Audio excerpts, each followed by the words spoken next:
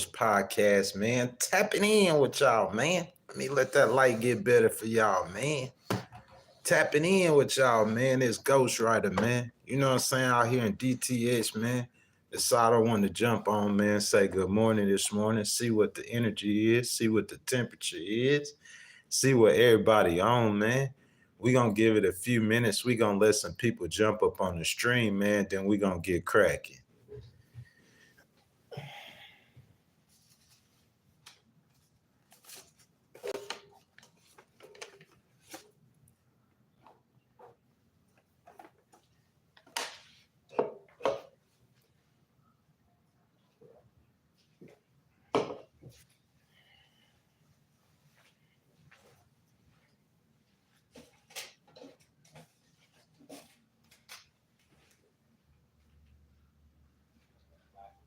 Some of those areas. Me, the dirt, man.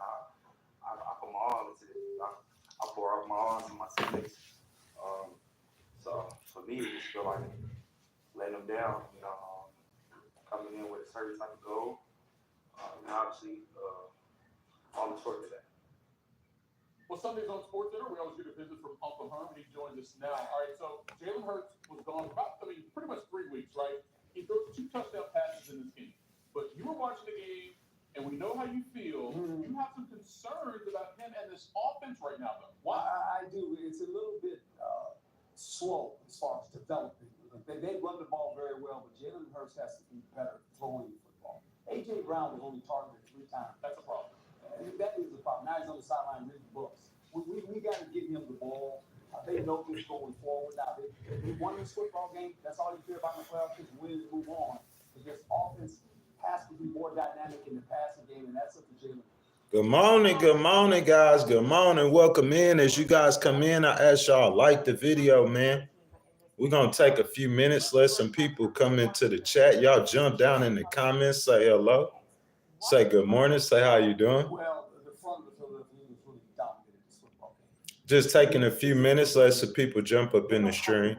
They can rush 4 and drop 7 coverage. They want to play too high shell, not allow you big plays down the field, and when you decide to throw it down there, they're going to pick it off. They can rush you with 4. He was under duress a lot in this game against the Eagles front 4. Look at it. They're hitting the quarterback a lot.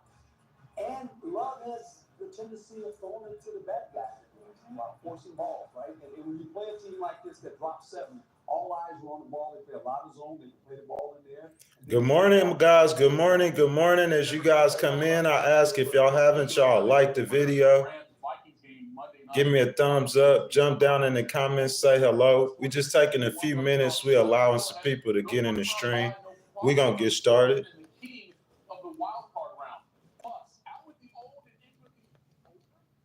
I'm glad you guys in the stream, man, kicking it with me, man. Y'all can say what's up, say good morning. You know what I'm saying? How y'all doing? As y'all come in, man, y'all please go ahead and hit a thumbs up on that video. I see Home Slice says hello to all. Hello, everybody. What's up, Home Slice? Home Slice, if you will, go ahead and hit that thumbs up on that video for me, my boy. You know what I'm saying? Y'all hit that like on that video, that thumbs up.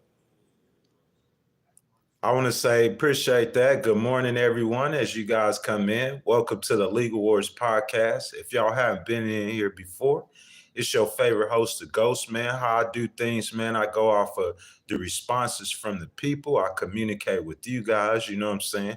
So you guys feel free to jump down in the comments, talk about anything you guys want to talk about. We could talk about politics.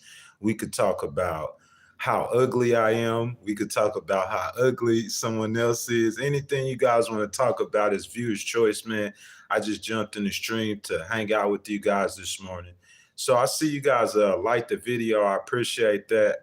Sue Wantu says, what's the most beautiful movie you've ever seen? Man, I would say Troy. You know what I'm saying? Have you guys ever seen Troy? I think Brad Pitt plays in it.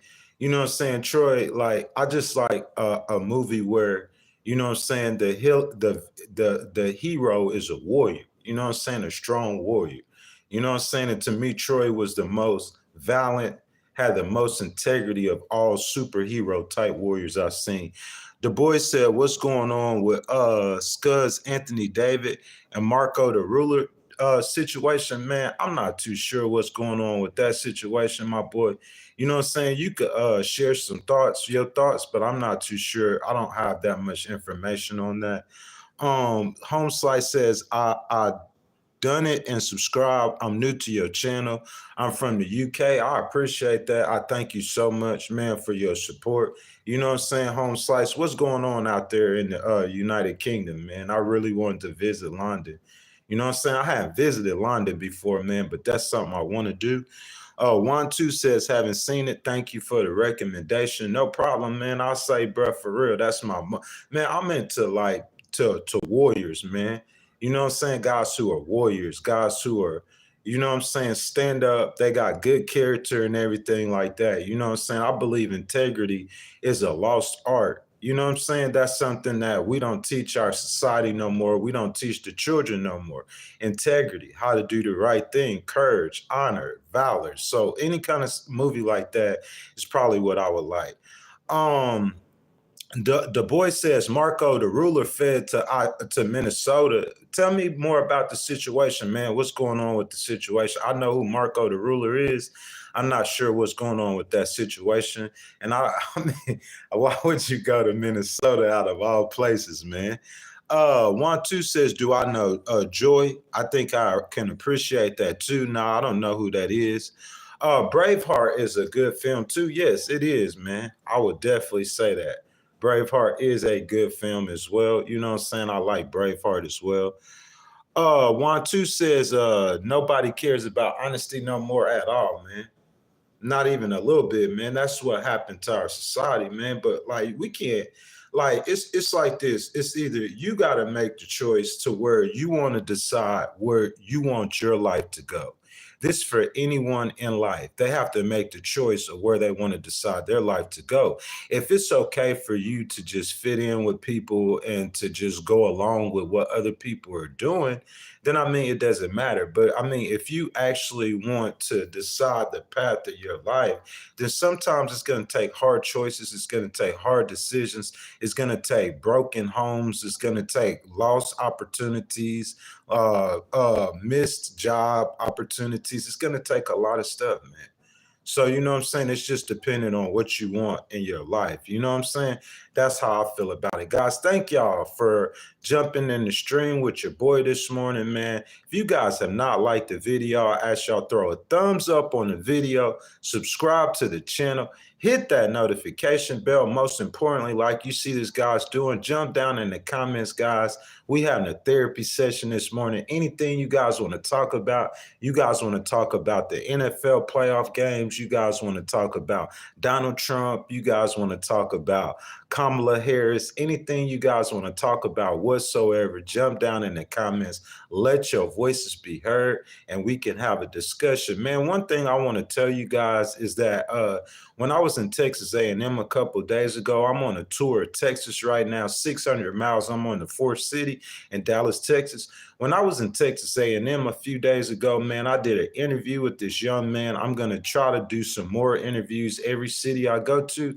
I did an interview with this young man. It is on the channel right now. Full interview, man. What I believe in, I just believe in going out in the public, man, and just listening to the people. You see what I'm saying?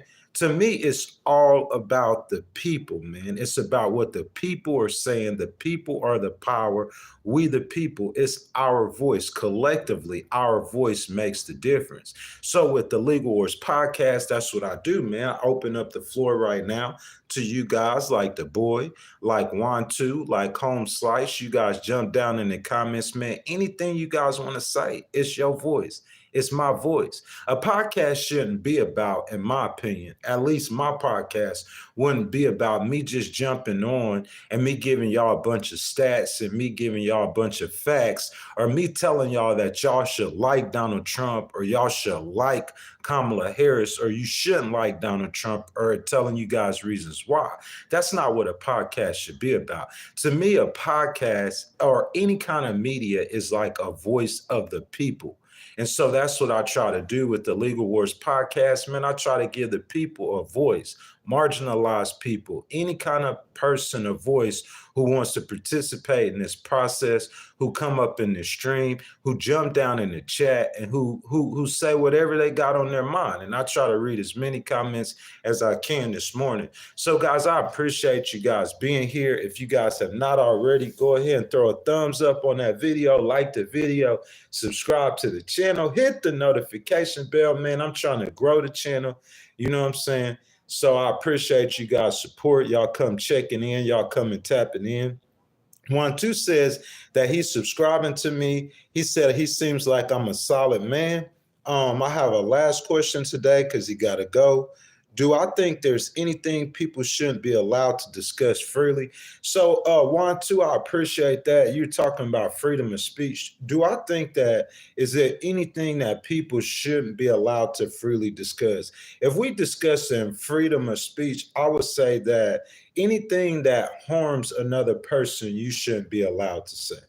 You see what I'm saying? So I'm saying if you saying words that are like words that threaten someone's life, or words that will bring harm to someone's character, you know what I'm saying? Like, for instance, I see my boy Big Op G in the chat. Good morning, Big Op. So for instance, let's say if I say I go out and tell people that Big Op G is a knucklehead. You see what I'm saying? Like, I'm saying, like, that's freedom of speech. That's not harming him. That's my opinion. Like, so that you can freely say. But if I go to a place where Big Op makes money and I tell 10 people that Big Op a knucklehead, and I make up some lies about why Big Op's a knucklehead, and that caused Big Op G to lose his job or lose some money and not be able to pay for his kids, you see how those words were harmful. So I think you should be able to say anything freely if your words are not harmful to another person. That's just my opinion. But 1-2, I appreciate that comment. So Homeslice says, I like Trump, but he is nuts saying he wants to take Greenland. Man, listen, so if you guys follow the content, you guys will know that I supported VP Harris throughout the entire election, but I'm not a Democrat. So that means that I can bounce over and support Donald Trump after he wins the election. So Donald Trump won the election. So on the Legal Wars podcast, man, we've been covering President Trump objectively. Before, the reason why I supported VP Harris is because we hear Donald Trump saying things all the time that I personally didn't understand. The American people might understand it, but I heard him saying stuff that I didn't understand. Like, we gonna build a wall and make Mexico pay for it. And like, they're eating the cats and the dogs. I mean, he did that his entire presidency, man. He said things and did things that no one understood or that I did not understand. You see what I'm saying? So that's why I didn't support him. As time went on, like, his handlers and his surrogates would explain more that that's just how he is. You see what I'm saying? He's a New Yorker, and he's just going to say stuff off the cuff sometimes, things that he doesn't mean. So I began to understand that, okay, when you hear Donald Trump saying that they're eating the cats and the dogs, he doesn't mean that they're literally eating cats and dogs.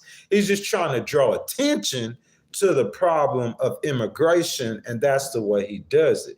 Now, saying all of that, man, talking about Greenland, I don't understand, like, what is the point of Greenland? I really don't understand that. And I don't think that helps Trump's cause, because number one, you causing kind of a little bit of chaos, even though no one's probably even taking that serious. I don't know if he's trolling. I don't know if that's a joke, but I really don't understand Greenland and what his whole thing is with purchasing Greenland, man. I try to defend them as much as possible, but I don't understand that. You guys, welcome to the Legal Wars podcast, guys. I'm glad you guys are here. As you guys come in, I ask that you guys like the video, subscribe to the channel, hit that notification bell. And guys, if y'all want to donate to the channel, you want to start a discussion, or you want your comment highlighted, guys, go ahead and hit that super chat button. That's that sign, that square with that $ in it, and your donations are much appreciated. So just because a man calls himself a TRANS, we shouldn't call him a man and lie. I'm not sure what you mean about that, Malachi. All I'm going to say is, Malachi, I've said this on the Legal Wars podcast before. I'm going to say it a million times again. In my opinion, and I believe we've seen this in the election with the majority of America's opinion, if a man was born a man, then he is a man. And if that person was born a woman, then they are a woman. That's what I believe. That's what the majority of America believes. But there's people who believe different. I don't understand where they're coming from. I don't understand where they get their belief systems from or anything like that. But I'm saying, like, the world, we got 340 million Americans. You know what I'm saying? 340 million Americans. And it's not like in France or in Spain where the heritage is all the same. These people are from all over the world. You know what I'm saying? Different cultures, different backgrounds. So they're going to believe what they believe. But I think in every culture, the majority of the world or the majority of Americans believe if a man was born a man, he's a man. And if a woman was born a woman, they're a woman. That's how I believe. But, people are different. Cyber says Trump likes to say stupid things. Bro, like, I see that. And I think the majority of Americans have seen that, and they don't hold that against him. You see what I'm saying? That's all that is. My boy just be saying outlandish things sometimes. Trump just be saying things. He'll say things. They eating the cats and the dogs. That boy, wow. You feel me? But, like, people ain't really hold that too much against him. You know what I'm saying? But, like, the Greenland thing, I don't understand it. Jay Cable says, why you dump your chin in the vanilla ice cream? I'm getting old, Jay Cable, man. That's what that is. Mr. Good Citizen, what's up, my brother? He says, if Trump likes to say stupid things, what does Biden say? Man, I don't think Biden says stupid things intentionally, or he doesn't say outlandish things intentionally. I think the thing with Biden, man, is just that he's old, man. He has cognitive decline. And me personally, I will never make fun of that. I look at that man as if that was my grandfather. You know what I'm saying? He's a person, man. He's a human. He's got feelings. You see what I'm saying? Like, he was president of the United States the last 4 years. He was vice president for 8 years. He served in the Senate, man, for I don't know how many years, decades, and in Congress. So, man, I'm not going to make fun of President Biden. Even if I didn't agree with him politically, I wouldn't make fun of him because I just feel like the nature of the situation with him dedicating his whole life almost to the country, it's like how you can't salute that. Who is this? This is Mitt Furry says, so Haiti, can you go find cats in stores for consumptions, not so much dogs? That's so funny, man. It's like a lot of people met who didn't understand that. You see what I'm saying? If a lot of people who don't understand that, man, they wouldn't understand President Trump, some of the things he says. I don't understand him, some of the things he says. And my brother, I do research, of course, but this right here is viewer's choice. It's just an open stream, open topic. So you guys could jump down below and say anything y'all want to. We could talk about anything. So I'm not sure what you guys are going to say. That's why I didn't do research for this stream. Tomorrow morning, 6 o'clock a.m., News Writer with Ghost Rider. You guys jump in the stream. And guys, I guarantee you that I have prepared content for you. Mr. Good Citizen said, even kids know there's something wrong. Man, like, I'm not even going to really get on that conversation. You two feel the way you two feel about marginalized people, but I know how I feel, man. I am a litigator. I'm a legal person, bro. I believe in protecting every human rights, all human rights. You see what I'm saying? But that being said, man, I feel how I feel. And I just feel like somebody who are changing a natural sex they were born with, to me, they're trying to manipulate nature. That's just my opinion. Everybody's entitled to their opinion. Like the people who feel like it's okay. You know what I'm saying? They want to take a German Shepherd and they want to make a German Shepherd into a horse. You see what I'm saying? How can we turn a German Shepherd into a horse? Well, the German Shepherd said he ain't want to be no German Shepherd no more. Oh, well, the German Shepherd said he wasn't really a German Shepherd in his mind. In his mind, he a horse. You see how that German Shepherd act? He act like a horse. So in his mind, he's a horse. But you know what I'm saying? He really a German Shepherd. And I look at that the same way as a man who's saying he really a woman. I'm saying I'm not hating on him. He could do whatever he wants to do. No one needs to abuse him. No one needs to call him names. No one needs to treat him different. But I'm saying, like, saying that you putting this man in the bathroom with my 12-year-old daughter, man, nah, I never agree with that. That's just my opinion. You see what I'm saying? If you want to believe that or feel that and it doesn't affect no one, like if a man wants to marry another man, that's it. Who gonna say something about that? You see what I'm saying? You're going to come to me and you're going to ask me how I believe. I'm going to tell you how I believe. I don't believe that's right. But I'm saying I'm just one person. Like I said, America got 340 million people, and it's a bunch of people that feel like it's okay for two men to get married. How many of y'all feel like it's okay for two men to get married? It's a bunch of people who feel that. It's a bunch of people who don't care. You see what I'm saying? But what I'm saying where it becomes a problem at is when you bring that on me. Now you infringing on my rights. See what I'm saying? Like, look, say I'm in this room, okay? And I'm just in this room and I could turn around and I could say, hey, I'm finna, Big Op G, I'm not picking on you, my boy, or Mr. Good Citizen. I could say, hey, I'm finna hurt Mr. Good Citizen, but I'm just talking to the air. You see what I'm saying? If Mr. Good Citizen don't hear me say that, that's not hurting him or that's not affecting him. Can you feel that?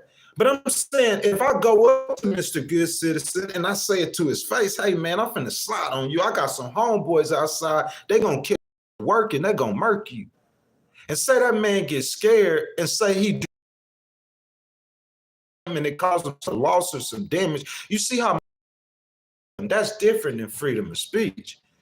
But me just saying how I feel is how I feel. How I feel is immaterial.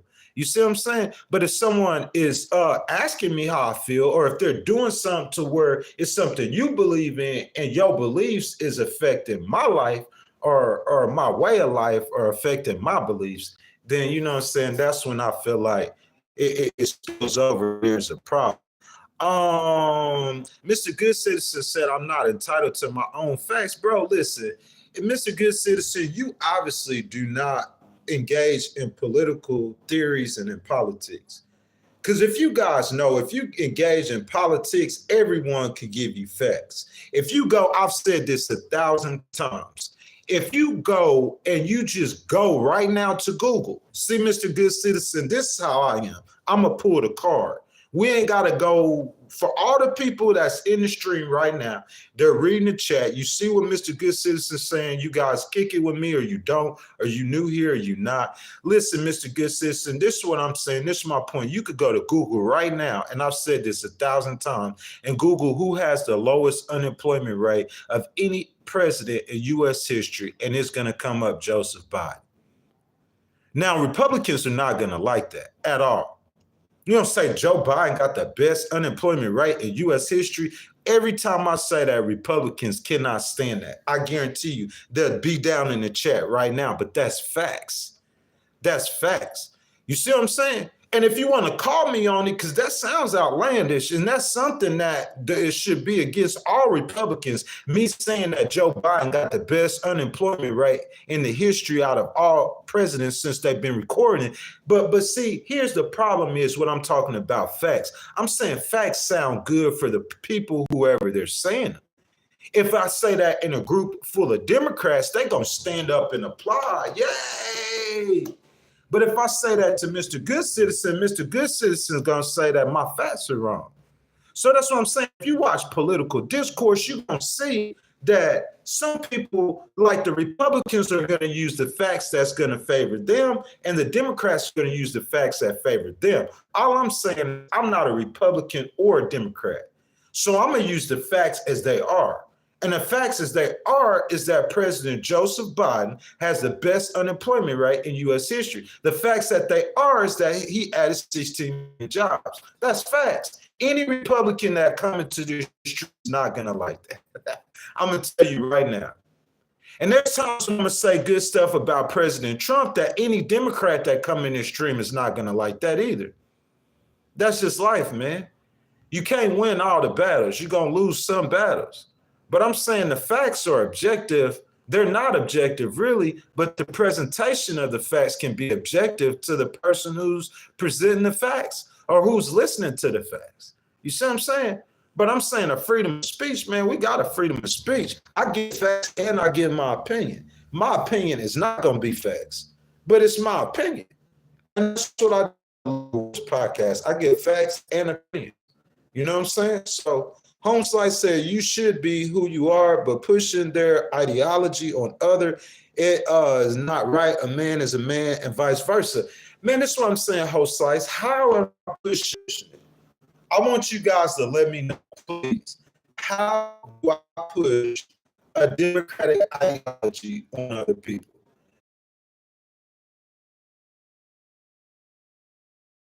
Here in front of you, just go back and view my.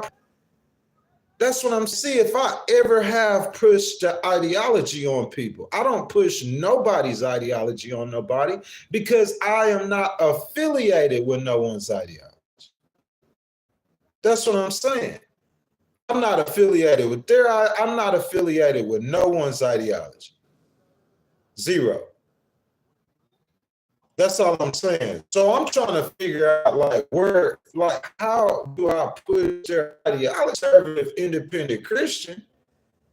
You know, if the Democrats believe, or if VP Harris was to believe in, you know what I'm saying, rights for people, like for TG, that doesn't mean I have to believe that. That's what she believes. But I could, so you guys are trying to tell me, this is my question for y'all. Y'all trying to say that you can't support anyone that you don't agree with them 1,000% in what they believe. That's my question. Can you support a candidate or a group of candidates in which you don't agree with them 1,000%? That's what I'm saying. Because people attacking me like I'm pushing their agenda. I'm not pushing their agenda. Me saluting President Biden for 52 years of service is not pushing his agenda. I promise you. If I was pushing his agenda, I have a lot of people, a lot of Republicans crying and unhappy. Me supporting VP Harris, that is kind of like pushing her agenda. But this is what I'm saying. At the same time, I'm saying I'm supporting VP Harris. I'm telling y'all why I'm supporting VP Harris. I'm supporting VP Harris because I do not believe in leaving marginalized people behind. I believe in protecting the rights of all citizens. That's why I'm supporting her. And I just believe that she's more in line or more inclined to be protecting the rights of U.S. citizens. I'm not supporting her because I believe in abortion rights. I'm not supporting her because I believe in two men getting married, and I'm not pushing her agenda. So if you don't understand that, and I've explained that 1,000 times, man, maybe you need to go get you some help. You feel me? Maybe you need to go get you somebody who can break that down for you. That's I'm an independent. I'm not supporting nobody's party. I got my own ideology that I support. You know what I'm saying? Ben N says, and one side has alternative facts. Ben, that's what I'm saying, my brother. Each side, it's going to be the same thing. You know what I'm saying? Like, if we tell a story, Ben, you got a Republican and a Democrat looking at those wildfires in California. That's my point. Everything I tell y'all is straight logic. I'm giving y'all, you listen to what I'm saying and say it's easy to determine.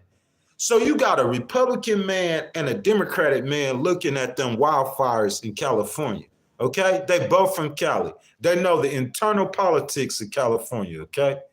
If you ask a Republican man his opinion about them wildfires, listen to what he gonna say. Just turn on Fox News.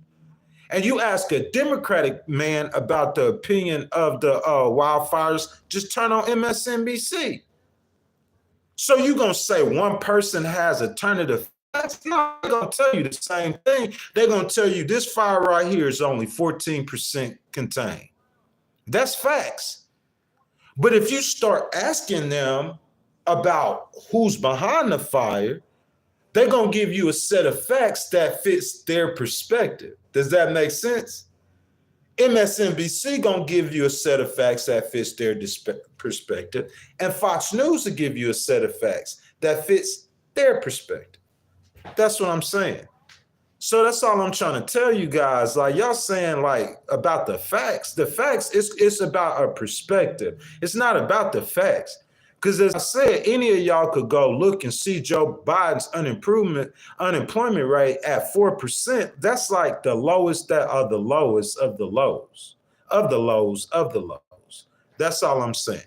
Mr. Good Citizen says, we don't know Kamala about she barely did any interviews. Mr. Good Citizen, I spoke on that a lot, and I appreciate that comment. What I felt like that had to do with is the way that the people she hired to run her campaign, that was more about that than anything else. Because I said it personally after the debate, you guys, like I said, just go back and view the content. It's recorded up there for a reason. I don't pull them down even when I'm wrong. You see what I'm saying? After the debate, bro, I started saying if I was running her campaign, I would have her doing interviews everywhere, Fox News, everywhere. Go back and look at the content. I was saying that. And I'm saying within the month or so amount of time that her campaign actually put her out there on the trail and had her to start doing interviews everywhere, during that amount of time, Donald Trump had already painted her. Because that's as soon as Donald Trump came in, bro, he started, when VP Harris got switched, it took him probably about, what y'all? Probably about a week or two. Because at first, all he was saying was that he was going to sue, that they try to pull a trick with Joe Biden. You know, he was upset about that. He said he had spent millions campaigning against Joe Biden. But once he got over that and he figured there was nothing he could do, he probably talked to the lawyers. The lawyers probably told him it was nothing he could do about it. And he knew he had to face VP Harris. So what his campaign did immediately, I'm talking about guys like convention, right past the convention, before the debate. Go back and research this. Well, his campaign, their strategy was start pouring dirt on her. He started pouring dirt on her. Y'all remember him saying that she wasn't really black?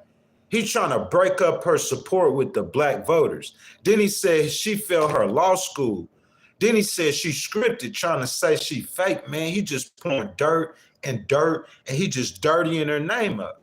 And so whenever that person or that woman or whatever is saying, oh, it's a good looking candidate, man, I like what she's talking about. She has a lot of experience. She's the vice president. And then they start thinking about the stuff Trump said about her. And then all of a sudden now they don't want to vote for it. See, listen, that would have worked. I'm not really hating on the Democratic campaign strategists, because that would have worked if they would have had a longer time to define VP Harris.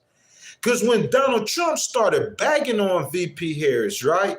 Like, so the people started, they don't know what to believe. They don't know if she black, white, or is she having sex to get her position. They don't know what to believe. All they know is what the Republicans are saying. So whenever Donald Trump and them start bagging on her, if they would have had more time, the people, when VP Harris came out, started doing interviews, they could have started seeing her for themselves. You see what I'm saying? But because that campaign was constricted into such a small amount of time, it's like they didn't have chance. Like they just heard what Trump saying, and they started seeing VP Harris, but we still hearing what Trump saying. They didn't have enough time, bro, to decipher. So it's like the devil you know or the devil you don't know. We know Trump. We don't really know her. We hear what Trump's saying. We hear what she's saying. We really don't know her. So we just gonna go with Trump. Look, if they would have listened to what I was saying, the things I was saying, because a lot of things I was saying, it did happen. VP Harris that came to Texas, they did a lot of things. I salute them on that. But if right after, listen, if somebody, look, I see Big Op G, I see Kenny Howard. If I was telling MJ that Kenny Howard was a sleaze bag, okay? I'm telling MJ, hey, MJ, Kenny Howard is a sleaze bag. Okay? And MJ didn't know Kenny Howard. So every time Kenny Howard comes up to speak, MJ gonna be, y'all know this true, MJ gonna be thinking about what I said. Like, is he really a sleaze bag? You see what I'm saying? But this is what I'm saying. If he already knew Kenny, and if I came and he thought Kenny was cool, and if I came up to him and said Kenny was a sleaze bag, then he gonna look at MJ like MJ hating. That's what happened with VP Harris. That's what I'm trying to say. When Donald Trump started dumping on her, that campaign should have got in front of those dumps. So right after the debate, where that was the last time they got to see both candidates side by side. Right after the debate, she should have, I'm talking about the day after the debate, they got you framed in a good light. You just walked the dog on President Trump in front of the entire American audience. Right now, I know right now, this ain't a regular campaign. Right now, they don't know her. She only had 107 days. Right now, I got 70 days left in the campaign. So why I'm going to stop right now when she just walked the dog on him in front of the American people? Why am I going to hire her for a month after that? So I'm saying someone answer that question for me. I'm giving y'all all the facts. Listen, we could believe what we want to believe, or we could believe the real facts, or we could believe the real truth. So I'm giving y'all all facts, and I'm letting y'all make the decision. I'm not hating on no Democrats, but I'm saying if you running VP Harris campaign, feel where I'm coming from. If you running VP Harris campaign, okay, and you know this ain't a regular campaign, Trump been running for president since 2020, 2021. He ain't never stopped running for president. Y'all gonna see it. When he get in the White House, even though he not gonna be president again, he gonna start doing town halls. He gonna start doing speeches in front of the people. That's who he is.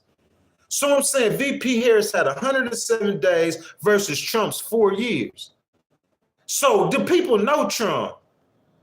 They know he a clown. They know his problems. They know everything about him. They don't know her. So the last time you got them side by side is at the debate. Am I right or wrong? Last time they side by side for the American people to see them is at the debate. Before the debate, Trump already started bagging on her, saying she failed her bar exam, trying to make her look stupid, saying that she wasn't black, trying to make her look fake, saying that she was scripted, saying she was out of touch. And the people kept hearing him say it over, and he kept putting it in their brain. Whether they believe it or not, Trump just dumping this stuff in their brain, and he keep putting it in their brain, man. And I'm saying at this moment right here, right after the debate, she just beat him in front of the American people. This is the time right now, right after the debate, while he dumping on her, while she still has the time to frame who she is and tell her story to the American people, this is the time to have her doing all of the interviews one-on-one, all of them, everybody one-on-one right now, media blitz, right after the debate, 7-10 days straight. Bam, killed it. Okay, she gonna make some mistakes. She gonna say some stuff that's not right. She gonna get attacked by this media outlet and this media outlet, but at least you got 50 days left to the election to bounce back from that. You gonna send her out. Listen, so right after, let's talk about what did happen. Right after the debate, they put her up for a whole month. Go back and watch. I'm gonna tell you what happened. After the debate, so CNN and them, they start saying, wait, VP Harris said, we want to do our interviews. The American people want to see her. You know what her campaign said? Oh, wait 2 weeks.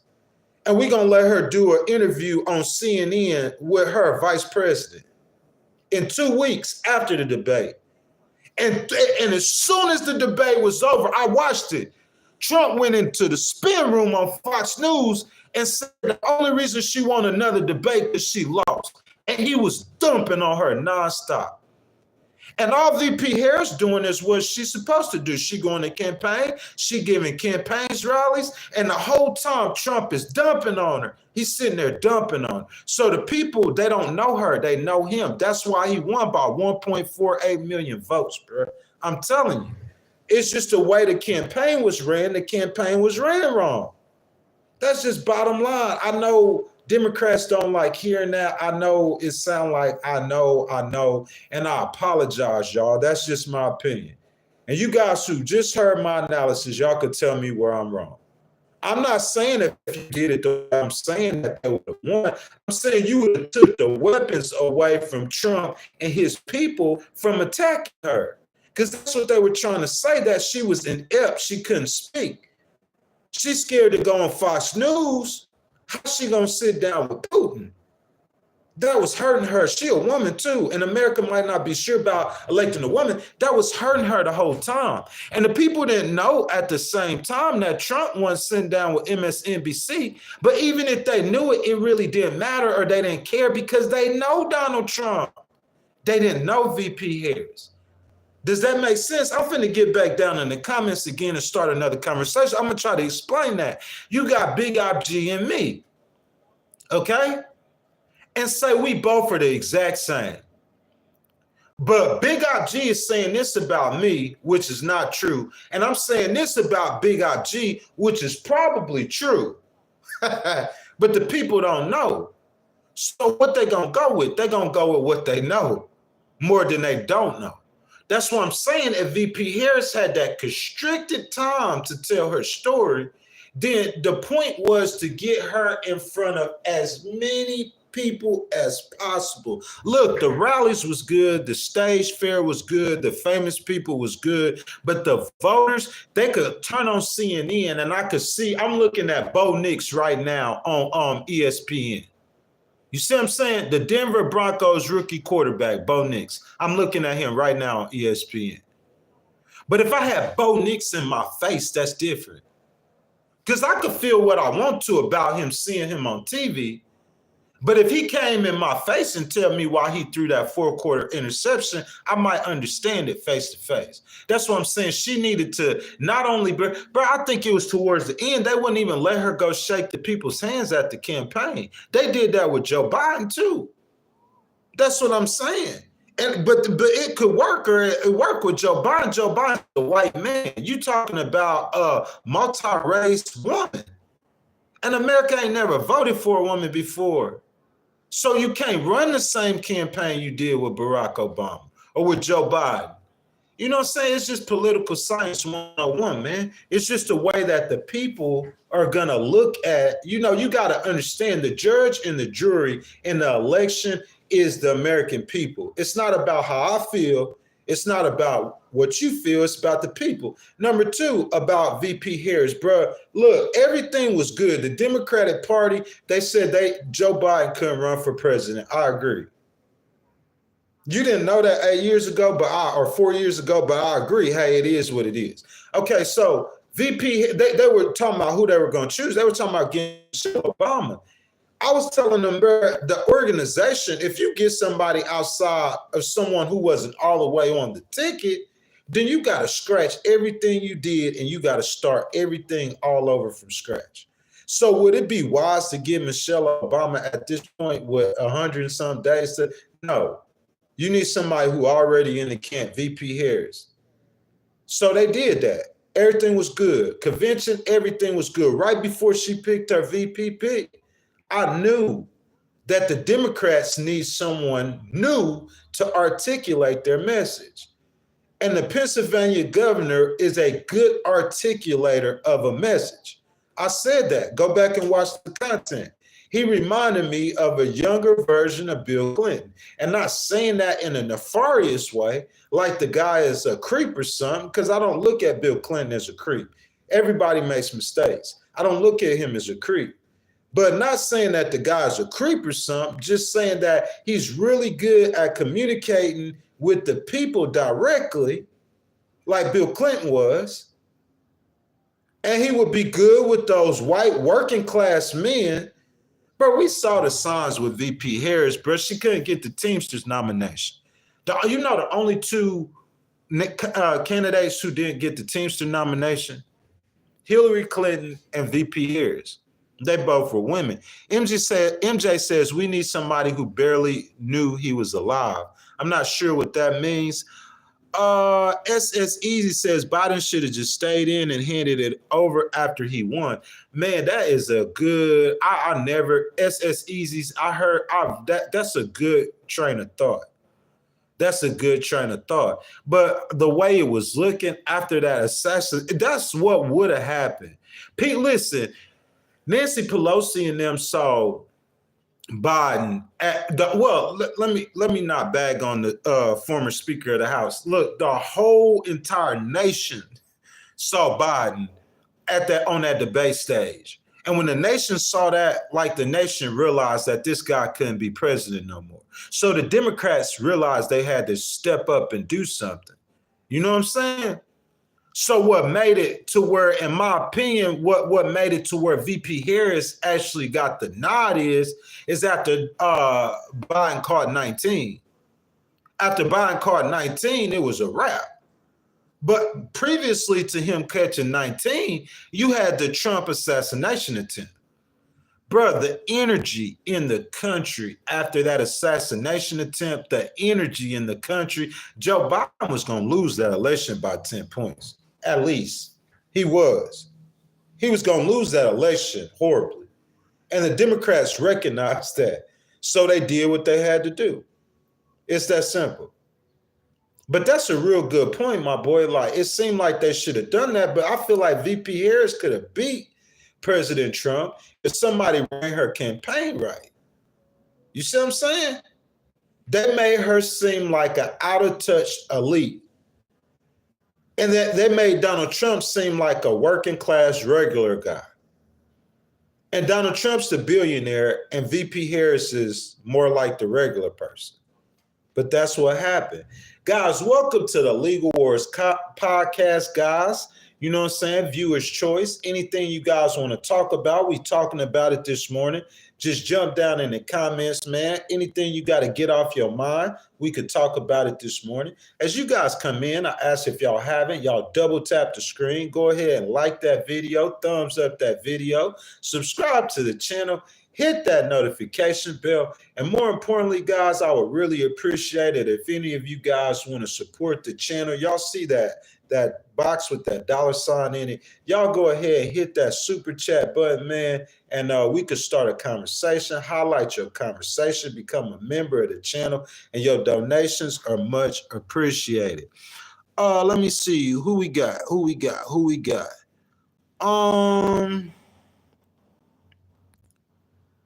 So Home Slice says it's different in the UK. We had a lady in charge and she was terrible. I mean, Home Slice, not only you had a lady in charge, I'm saying y'all have a queen. You know what I'm saying? So you having a female who has had power or who have power and all of that kind of stuff. I mean, you had a queen. That explains everything, in my opinion. You know what I'm saying? So it's like, y'all would be used to it in the UK, a woman being in power. We just never experienced that in America. I don't know if we're ready yet. Buddy Flood says, no, it don't. That's what Trump told you. What you mean? That's what Trump told me. Man, you can't, listen, Buddy Flood, you can't say that I'm sitting here like siding with President Trump. Because even after the election, and I said, hey, he won, so God must have wanted him to win. Even after the election, I paid homage to Joe Biden. I paid homage to VP Harris. You know what I'm saying? Like, so, like, I'm as in the middle and independent as you could get. I'm as objective as you could get. So I'm not gonna take, like somebody saying I'm taking up for President Trump. I ain't taking up for no politician. But if he start making policies and his economy is like the best economy the world has ever seen, what I'm supposed to do? Get on here and say, oh, y'all, the economy's not that good. You know, I can't say nothing good about Trump. Now I'm going to call it how I see it. The economy good, I'm going to say the economy good. The economy bad, I'm going to say the economy bad. If I think VP Harris is a good person, good character, and I like her, I'm going to say that. If I think she's not, I'm going to say that. If I think Trump is being a skis bag, if Trump, like they seen Trump getting out the Trump Force One, or now Air Force One for real now, with 5 women, 5 25-year-old models, I'm going to say something about that, man. That's all that is. You know what I'm saying? SS Easy says too many people complaining about her being not black because she was a woman. She wasn't qualified, they say. I understand that, SS Easy, but they could come. Listen, if I'm running her campaign, I'm going to know that I know Trump. How many of us don't know Trump? We know everything he going to say, right? Or we got a good idea of everything he going to say, right? That's my question. Don't we have a good idea of almost everything that Donald Trump is going to say? We know Trump. So because of that, I know all of those attacks are coming. I know they're coming. You feel me? You got to think about that. They running her campaign just like regular people. I'm thinking like a strategist. I know he's about to attack her personally. And I know those attacks, if you keep on saying something, if I walk up and tell you something about SS Easy's and y'all do not know him, and I am constantly dumping on him and bagging on him, that's going to resonate. So you're going to start believing that stuff. You feel that? So because I know that, I'm going to put her out and I'm going to let her tell her story first before Donald Trump tells the story for her. That's what that was about. Let her tell the story first. They didn't let her go out front. They held her back. And by holding her back, you allowed Trump to tell her story. So whenever she came out trying to tell her story, people had already, they listening to Trump. They know he funny. They know he a clown. They don't believe him all the way, but they trust him enough. He been president before. They don't know her. They know she been the vice president, but as she was the vice, how many of us heard 5 things about VP Harris when she was vice president? You see what I'm saying? She was basically unknown to the American people. And by not letting her go out there and tell her story, you allowed President Trump to tell her story before she went out there. That's all I'm saying, man. How can anybody argue with logic and reason? How can you argue with that? Ben N says, check that link out, buddy. Hold on, Ben. Let me see what you're saying, my brother. He said, check that link out. Look at 2016, 2020, then compare 2020 to now. The GDP is better now than it was under Trump. Bro, listen, I never said that. Bro, if you listen to what I tell y'all, you guys, go back and watch the content. Bro, I said, listen, I used to, Ben, look, who is that? Ben, I used to here and I used to bag on Joe Biden. Because we feel the way inflation feels. You know, Trump was saying Biden was the worst president ever. People would believe that. That's what I'm saying. If you don't have nobody out there articulating your message, I'm saying people are going to believe that. You see what I'm saying? People going to believe that. Private investigator, whose daughter is pregnant? He said Pastor 211's daughter is pregnant by the mailman. You feel what I'm saying, Ben? Yeah, I feel you, Ben, but you understand what I'm saying, though, man. It was just about the messaging. And they just allowed Trump to tell the message, her story before she told it. They allowed Trump to tell her story before she told it.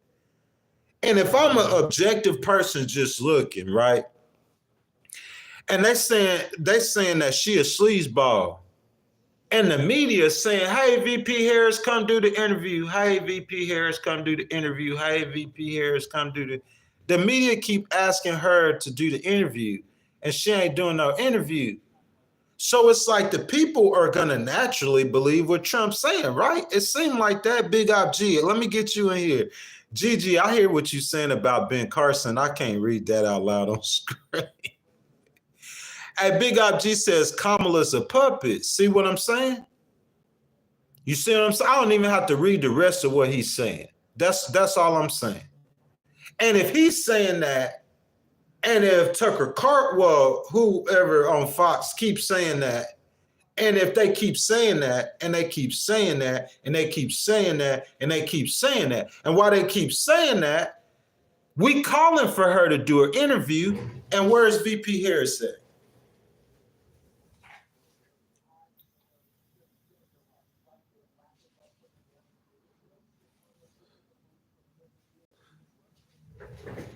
Hey, VP Harris, can you come out and do an interview, please? VP Harris, come out and do an interview, y'all. Where VP Harris at?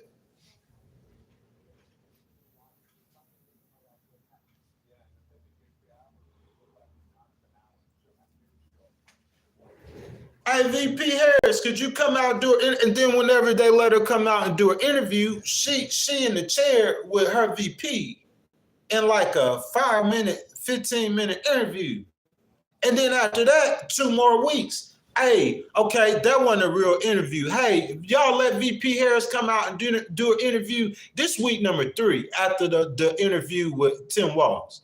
This week, number 3, Trump out there dumping on her. He telling all of anything he want to say about there. He out there dumping on her. Hey, VP Harris, will you come out and do an interview this week, number 3, after the debate? It ain't no more debates. I don't care what you hoping for. You got a plan like it's not going to be no more debate. So the American people ain't going to get to see her. The only people seeing her at the rallies is Democrats. And left Democrat independents who might have been on the fence about who they were going to vote for. That's the only people seeing her at the rallies. All the objective people, all the Republican, all the vote, the electric is going to be people that you're going to reach on TikTok, people you're going to reach on IG, people you're going to reach on Facebook, people you're going to reach in Michigan at Walmart, or at the dollar store in Lake Charles, Louisiana. That's all the people you're going to reach. You're going to have boots on the ground. You're going to have to reach out to their phone and talk to them. You feel me? But, I mean, all you doing is rallies for a month. And they gave Trump 30 days to define her before she started talking. And by the time she started doing the interviews, it was too late. People had already made up their mind. Enough people for her to lose. By the time she started doing the interview, look, people started breaking for her late. That's why that Iowa poll came out like it did.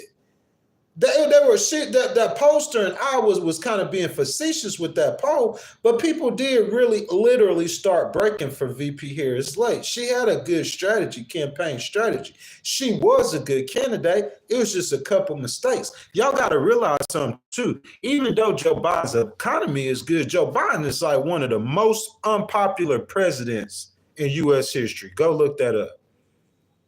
So she had to run on his record. In my opinion, it was 3 mistakes made. The first person is not picking Shapiro. The first mistake. And the reason that mistake was made not picking Shapiro, it wasn't necessarily about winning Pennsylvania. I had said it. Go back and watch the content. One of the first 3 or 4 videos. Just click on the video and skip if you don't hear me sing. I had said it during that time that Shapiro could speak to the voters that VP Harris needed to win. The white working class male voters in Michigan, Wisconsin, and Pennsylvania. So for her vice president, she went and picked Tim Walz to satisfy the Democratic Party because Governor Shapiro is more like a centrist, but that's the one who gonna win. So she went and picked Tim Walz.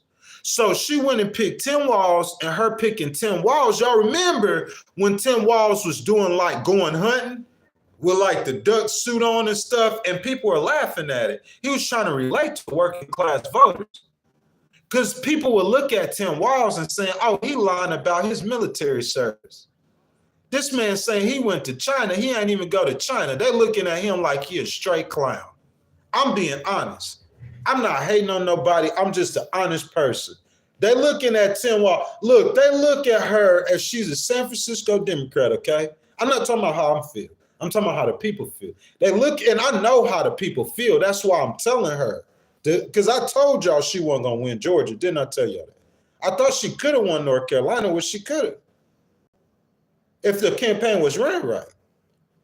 They looking at Tim Walz like Tim Walz is a clown. He a straight clown. I'm telling you, that's how people look. The American people, his personality might run in Minnesota. It didn't run nationwide. Because I'm saying, why would you say you was in combat and you never seen combat before?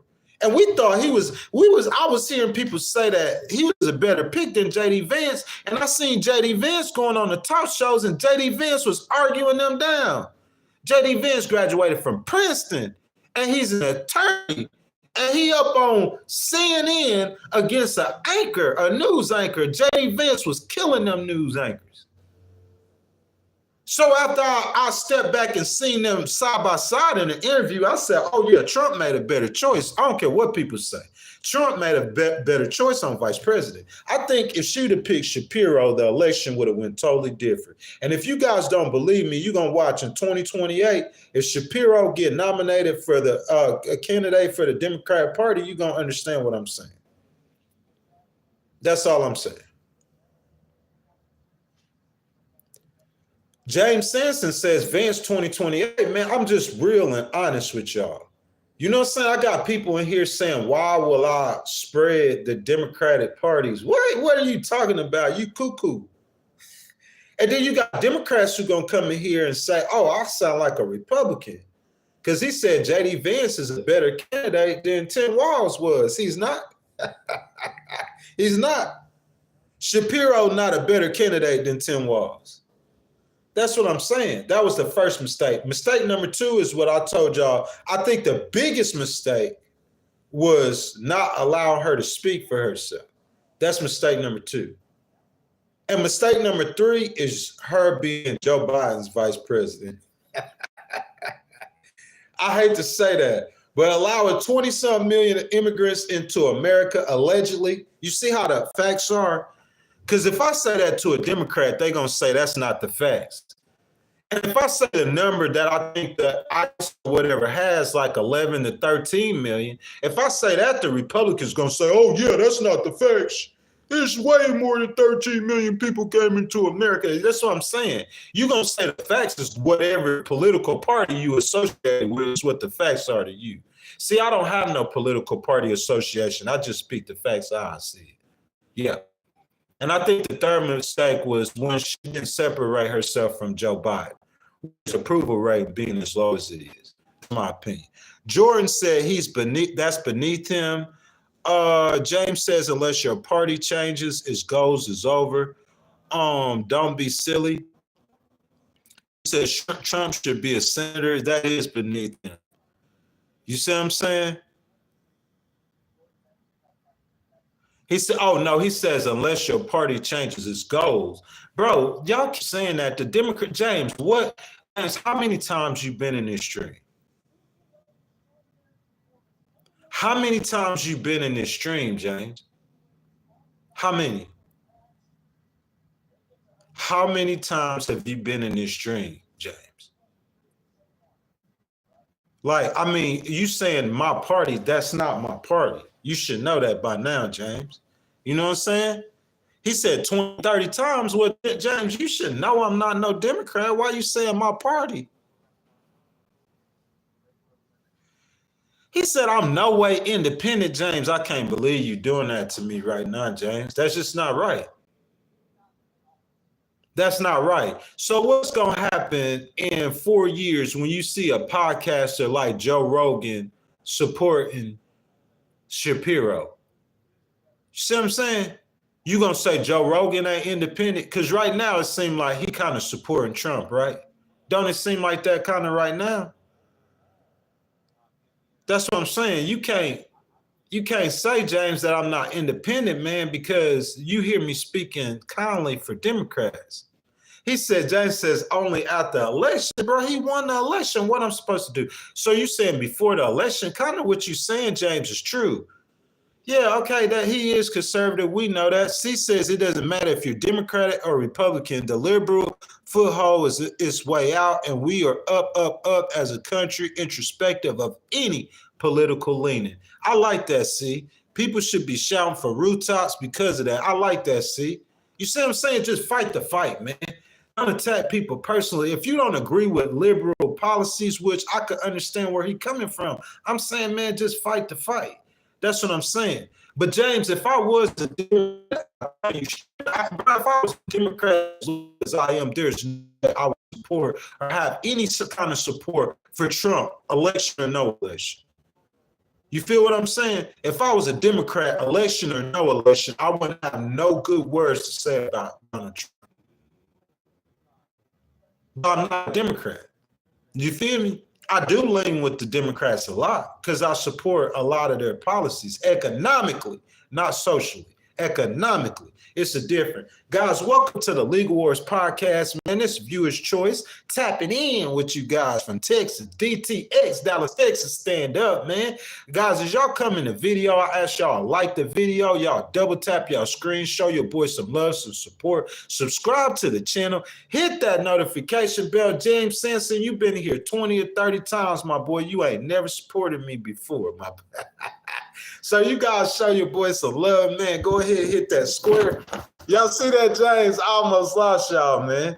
Y'all go ahead and hit that square with that $sign in it, man. That's that super chat button. Hit that super chat button, man. Show your boy some love. Support, donate to the channel, and your support is much appreciated. Some dude said, how about them Cowboys, man? Them Cowboys ain't even play.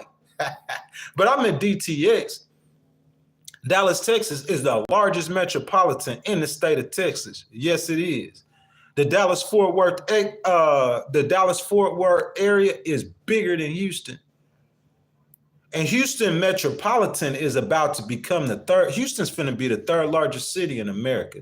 Houston's about to pass Chicago as the third largest city in America, behind New York and Los Angeles. And what I'm telling y'all is Dallas-Fort Worth is bigger than Houston. Unbelievable. Too many people, man. Oh my golly. You want to talk about metros. Texas is going to end up being bigger than Cali.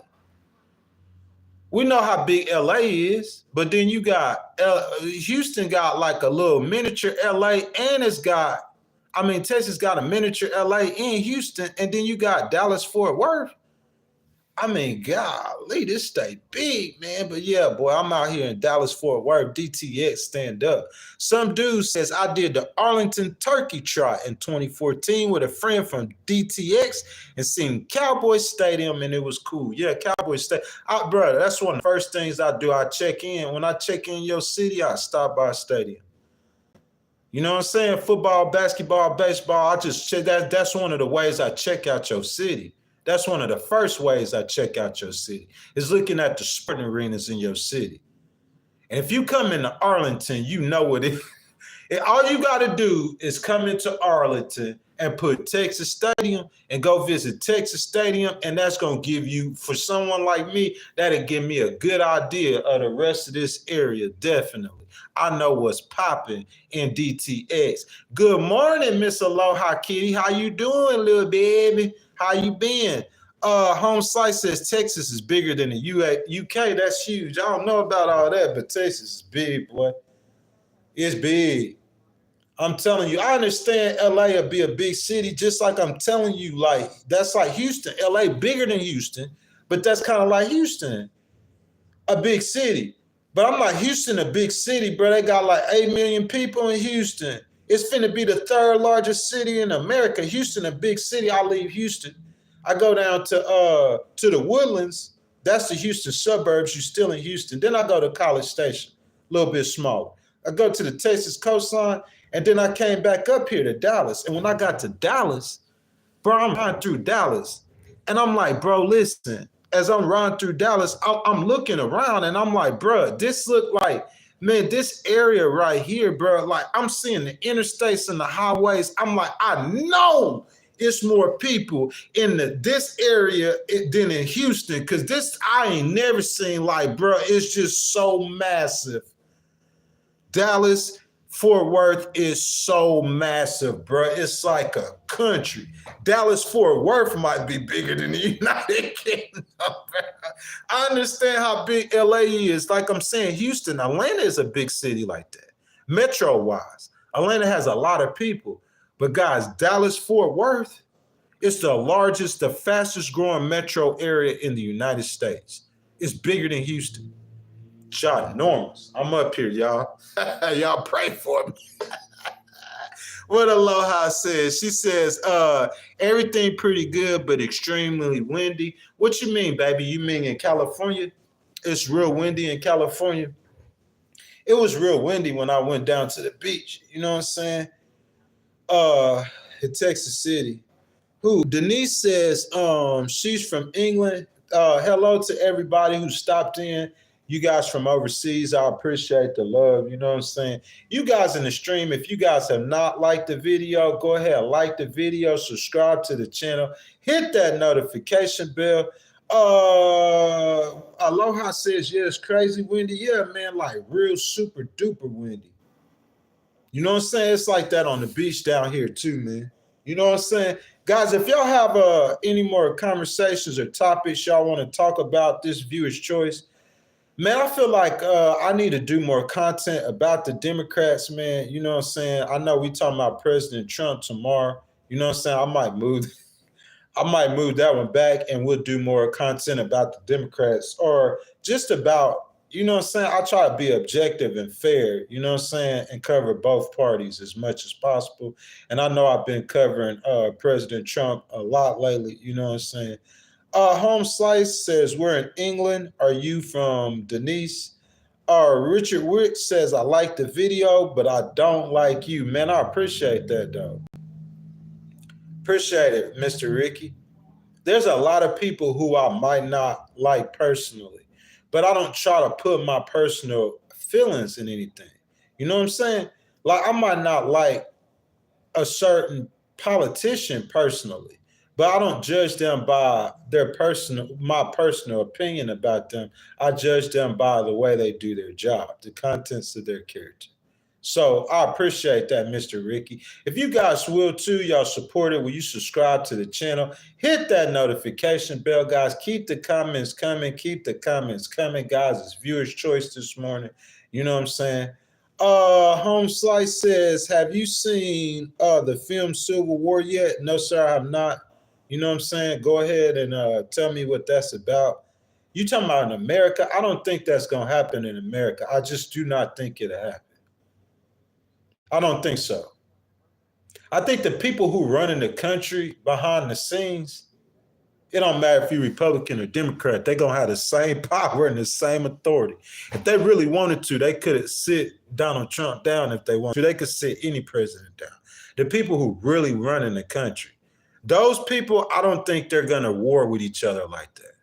The ones behind the scenes. So I don't think we'll never have no civil war.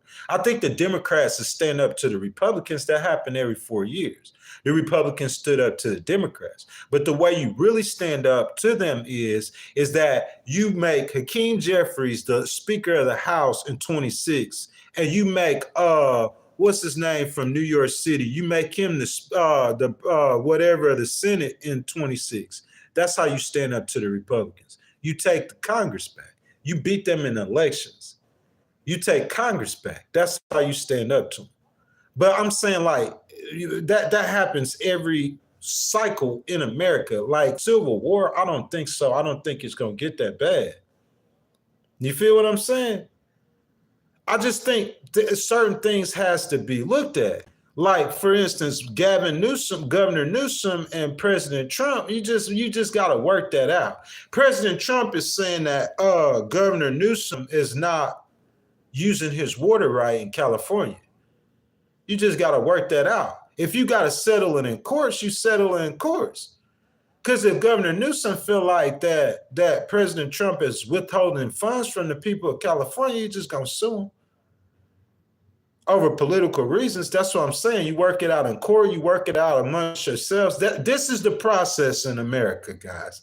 You got Republicans and you got Democrats. You got red and you got blue. You got the right side and you got the left. That's just the process. That's normal. They gonna bump heads. Supposed to be brothers, though. Donald Trump and Governor Newsom, y'all supposed to be brothers. Y'all don't got to do no kumbaya. Because we got to protect the rights of people. I don't think we're going to really have a problem with President Trump like that this time. I might be wrong, but we got to protect the rights of the people. But y'all ain't got to do no kumbaya. But y'all both are brothers. Y'all both are Americans. You just got one red and one blue. That's how I see it. Civil War? Nah, bro, we're not going to do that here. Ricky Rick says, yeah, I don't agree with everything you say, but I respect your train of thought. Ask Aloha Kitty. That's all we ask for. From the get-go. That's all we asked for from the get-go, Ricky Ricks. You see what I'm saying? I'm going to tell you how I got to where I got to. And tell me if it don't make sense. Like I did with VP Harris. Tell me it don't make sense. how it don't make sense where I got to where I got to. You know Donald Trump. I know Donald Trump. You know Donald Trump. Little Hands Marco Rubio. How many of us remember that? He got a nickname, Crazy Joe, Sleepy Joe Biden, Crazy Nancy. He got a nickname for everybody. So you knew Crooked Hillary, he was finna bag on VP Harris. You knew that. And you knew that the American people didn't know her. You knew that. So this is why I'm saying we come out the gate and he dumping on her. Nonstop, he dumping on her. The Democrats feel good; they just walked the dog on them in the debate. But the entire time, he dumping on her. He steady dumping on her. And while he dumping on her, I'm saying like, this why Trump dumping on her. Okay, right before the debate, during the debate, and after the debate, Donald Trump, she not black. Oh, she fake. Oh, she scripted. Okay, she can't speak unless, she failed her bar exam. Oh, she really didn't work at McDonald's. And I'm saying outside of one 15-minute scripted, it's like they play right into his hands.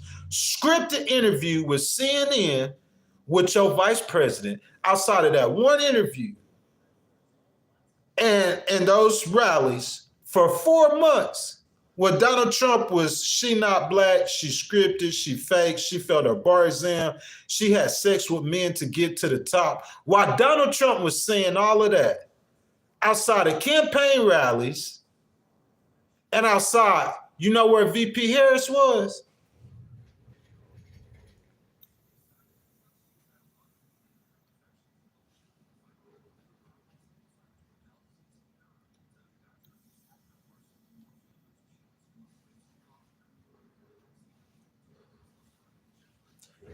And then I pop up, I'm here now, and I'm doing more interviews. I'm doing Fox. Trump won't go on MSNBC. I'm doing Fox. I'm doing all the interviews. I'm here now, and I'm here doing all the interviews. It's too late. The people already started like thinking something about you. He changed their perspectives on you.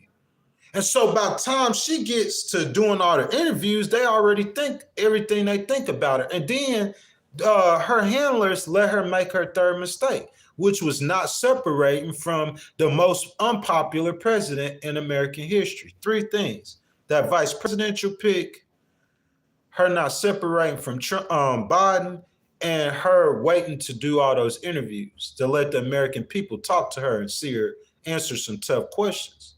She should have did that Fox interview 4 weeks earlier. Tim Walz or not, Shapiro or not, I think if she do that interview 4 weeks earlier and she separates herself creatively, from President Biden, she do those 2 things, I think not picking Shapiro wouldn't have hurt her. She lost by 1.48 percentage points. And I think it's because they ran her campaign wrong. Let me see. I see you, Ernie. Grasshopper says probably about the Civil War, just guessing. Ernie says, so the policy that Trump had in his first term that helped the black community made you a Trump voter, of the words he said made you hate or dislike him. Ernie, no, listen, I never was in a position to where I would vote for Donald Trump. And that's why the people jumping in saying the negative stuff, because I never was in a position or said I was in a position that I would vote for Donald Trump. Never said that. So they say, you come on here, but how I see it, the way I am is how everybody should be in America. We should go in the voting booth and we got a choice.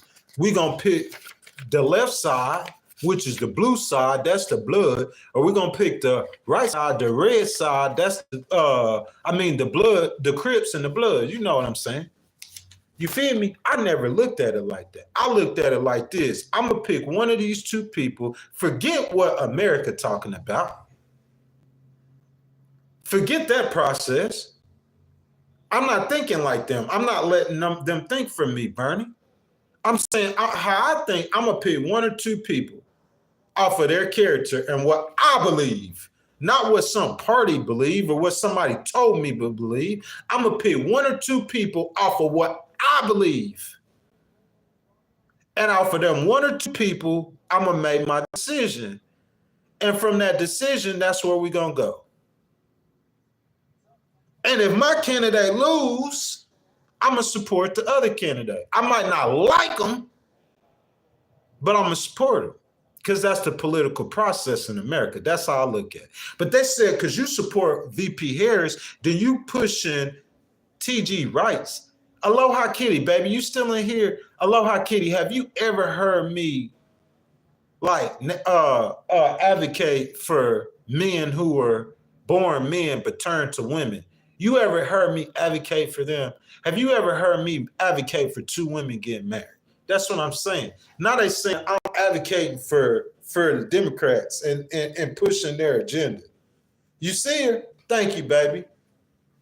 I ain't never pushed their agenda. But people will come in here saying that I push their agenda. Like I push their agenda. I'm not pushing their agenda. I just think VP Harris a better person. I think she a better candidate. I think she a better everything. Aloha Kitty, I did an interview with this young man, a random person that I did not hear in College Station. I'm going to do one in Dallas. I'm going to do one in the next city. I'm going to do a bunch of interviews. Members only content. You know what I'm saying? I went up to that man and I just started asking that man questions.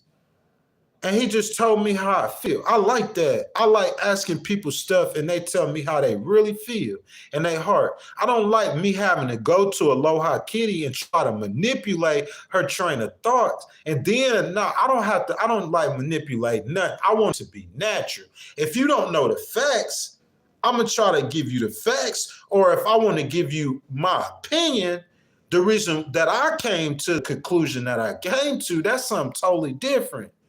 You see what I'm saying? But I tell y'all the facts. How much did VP Harris pay her campaign people? I'm not talking about like the Jen O'Malley woman, or I'm not talking about the woman. Her campaign director. Everybody else I'm talking about. How much she paid them. How much y'all think? Y'all put it in the chat. 10 million? 15 million? 20 million? If I pay you $20 million to do a job and you did not do the job correctly or you made some errors, I'm saying what we do. We just let the people take the money and run. We let the president and the vice president be on unspeaking terms. That's what I'm saying. We want the president and the vice president, but I guess the Democrats don't matter because they look at both of them as finna be gone. Joe Biden gonna disappear into the oblivion. And VP Harris, she ain't nothing but 60. And she was vice president before, so you would expect to see her in Democratic politics again. But that's what I'm saying. That's my points on that, though. SSE says they're playing Republicans and Democrats said they want equality. I'm not sure what you mean about that, sir. Ernie says, but what policy did she have to make you get your vote, man? I tell y'all that all the time, man. Don't I tell y'all that all the time? Ernie, I guess I hadn't seen you in here. That's what I'm saying. Ernie, I just believe in her economic policies. This is what I'm saying. I ain't talking about Trump. I'm talking about the Republican Party. I seen the Republican Party cut all resources for poor people. I seen them do that. I seen the Republican Party cut resources for people they know that they need the resource. For instance, let's talk about healthcare. How you gonna get rid of healthcare for 50 million people with a concept of a plan? That's not Democratic talking points, James Sampson. That's facts. How you gonna get rid of healthcare for 50 million people and you hadn't told us in 4 years one healthcare plan that you have? Your whole party in 4 years hadn't came up with one healthcare plan. Listen, before Obamacare got enacted, before they voted in Obamacare, okay? Can y'all tell us any Republican plan? James Sampson, tell me a Republican healthcare plan, and I'll wait for you, James. That's what I'm saying. I'm being honest with y'all. Y'all asking me a question. Y'all asked me a question, right? You said, why you support the Democrats? Let's do this. Let's do this. Why do I support the Democrats? Where you at, Aloha Kitty, baby? Because I want you to see this for future reference moving forward. Because y'all can hate on me all you want to. We can have 20 people in here, 200 people, or 2,000. Legal Wars podcast going on. With or without YouTube, the Legal Wars podcast is moving forward. That's what I'm saying. So aloha kitty, baby, if you ride with me, I want you to see this, okay? We talking about Republicans and Democrats. Republicans and Democrats. So Pod Save America, Joe Rogan, what's our boy name? Mel Gibson or whoever in charge of the Democratic Party, whichever one of y'all actors, I forgot what dude name is, though. I ain't trying to be funny, though. You know what I'm saying? But this is what I'm saying. Like, we finna do this, okay? Y'all want to ask why I support Democrats mostly. We're going to start with health care. Can y'all see that health care? What's the Republican health care plan? I'm waiting on y'all. I'll let y'all put it in the chat. Look, I'm gonna start like I'm finna start doing promotion too. So I'm gonna put that Monster Energy drink right there. You know what I'm saying? We're gonna do some advertising for Monster while we wait. But James, I'll let y'all put that in the chat. Y'all tell me one Republican healthcare plan. Because y'all got a problem with Obamacare, but I've never heard a healthcare plan from a Republican. Has anybody ever heard a healthcare plan from a Republican? Okay. So healthcare, Democrats, you know why I support them. Okay. Because the Democrats got their healthcare plan insured 50 million people. I'm saying in personal life, I reap the benefits of their policies. 50 million Americans reaping the benefits of their policies. Healthcare. I've never heard of a Republican healthcare plan. Let's go to the next thing. Immigration. Now, you automatically think, okay, that the Republicans would be better on immigration, right? Makes sense. But I'm saying is that the Republican immigration plan doesn't work either. Trump was president in 2016. I'm going to build a wall. He that president. Y'all remember that? Mexico paying for that wall. Y'all remember that? I'm going to deport all 20 million illegals. Remember that in 2016? Well, I'm saying 4 years later, we in the same spot we was in. For 8 years later, we in a worse spot than we was in. So I'm saying on immigration, what Republican immigration plan that has worked? I'm waiting for y'all. I ain't say the Democrats hadn't either, but at least on healthcare, we see what the Democrats did on healthcare. But I'm saying either party on immigration, what has worked? But if I look at policy, because I'm not finished, I'm going to finish in just a minute.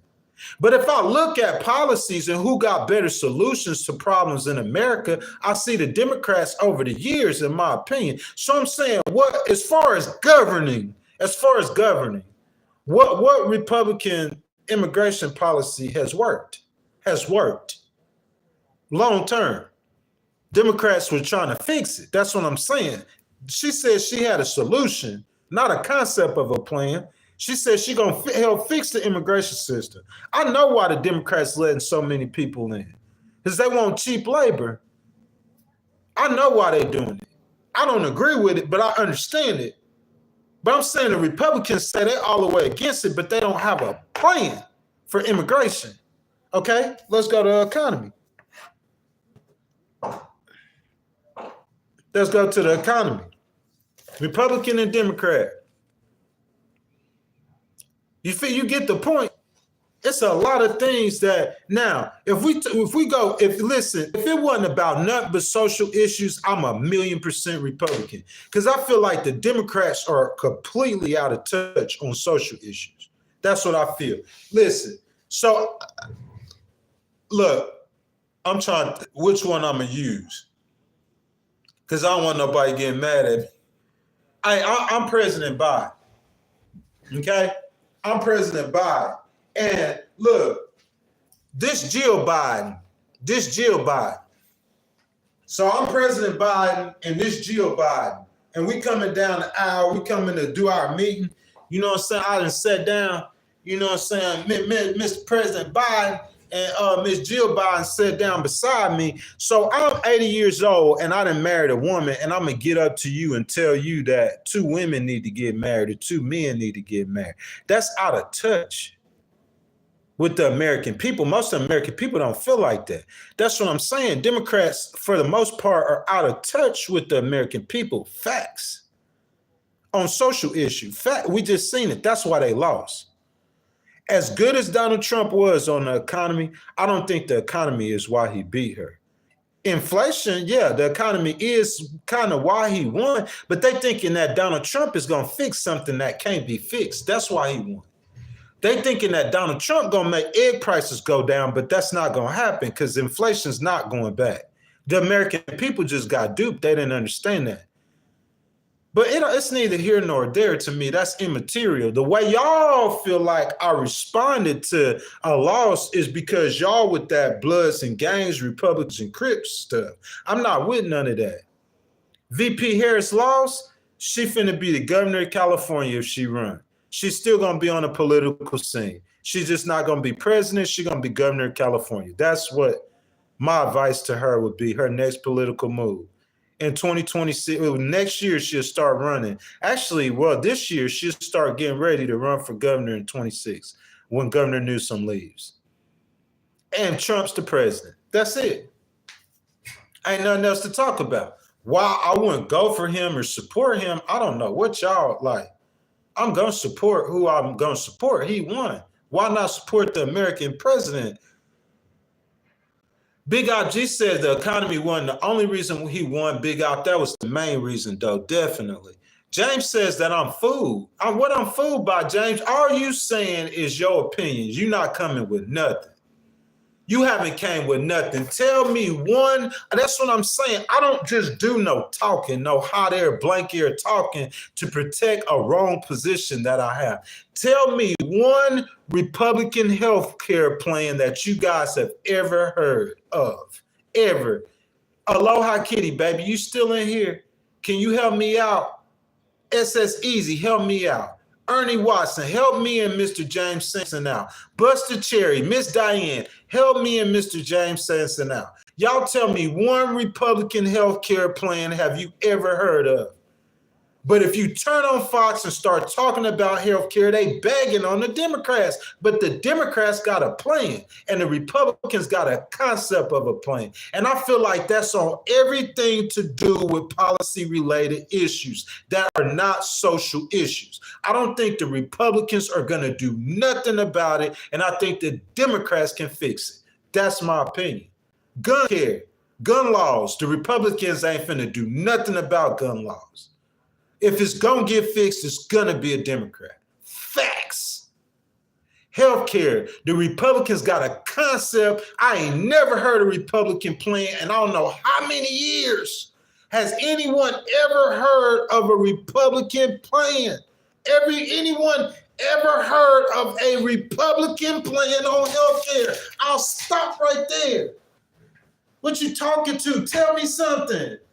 Tell me something I don't know.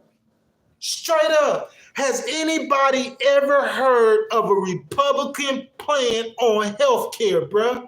Listen, hold up. Let me one up you. I'm going to one up you. Hold up. Let me one up you. Bro, I'm being fair as you can be. They asked the question. They asked why I lean with the Democrats if I'm a Christian, socially, and conservative. Why do I lean with the Democrats? Tell me one plan. But I'm talking about, I ain't talking about Trump. Let's go back before Trump. Let's go back to the second Bush, before Obama.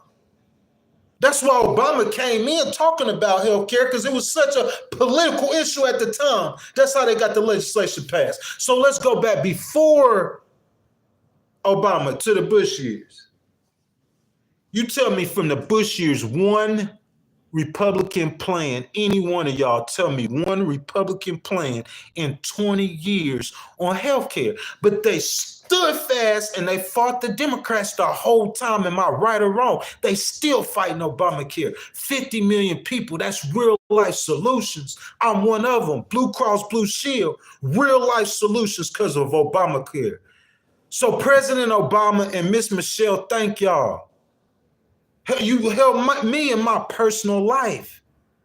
And the Republicans, after 20 years and after hating on Obamacare the whole time, I'm saying, I'm James Sampson, y'all want to personally attack, y'all want to talk about facts. Let's talk facts this morning. Give me the Republican plan on healthcare. I'll wait for it. I'm talking about 20 years. Name, y'all put one link in the chat of one Republican plan you've heard of on healthcare. Listen, Obamacare done came and gone, so you didn't got to see, you didn't got to look at what it would look like, a version of the government ran healthcare. So you can't fix it. You can't adjust it after all these years. You can't come forward with a plan. Okay, Obamacare is A, B, C, D, E, F, and G. So if we take out B and we take out G, we can fix it. And this is the Republican healthcare plan. It's just like Obamacare. But we took out A and G and we could fix it. I ain't even heard of that. He talking about military. I started with healthcare. You asked why, James. You asked why I feel like the Democrats govern better. That's why. I think they come up with solutions. And the Republicans, all they do is say no and try to block stuff. And the Democrats got solutions. That's why I go with the Democrats. And if you guys objectively think gun control, bro, we will never get no laws on gun control if the Republicans stay in office. Y'all know I'm telling the truth. Even if we're Republican, the Republicans don't even think we need laws on gun control. We'll never get not one law on gun control waiting on the Republican. I know this is hard to hear for some of y'all who love the Republican Party, but I'm just being real. He asked me the question. But one thing we know Republicans good at, we know they're good at tax cuts for rich people. We know they're good at cutting government programs designed for poor people. We know they're good at marginalizing minorities. We know they're good at that. We know they're good at that. We know they're good at gal powering with racists like the Proud Boys. We know they're good at that in the KKK. We know they're good at that. We know they're good at having racists. How many racists have y'all heard of that are, y'all gonna go, every time we talk about this, y'all gonna go back to the 20s. The Democratic Party before JFK. Talk to me since 2020 to present. 2020 to present. I give you the last 25 years. Name me one person you heard of that was a major candidate in the Democratic Party that was a racist. Mr. Sanson. I ain't picking on you, my brother, but I'll wait. You asked why I support the Democratic Party. Name me one person in the last 25 years that was a major candidate that was a known racist that the Democratic Party let have a spot in their platform. I'll wait for you. You asked why I support them. I'll wait for you.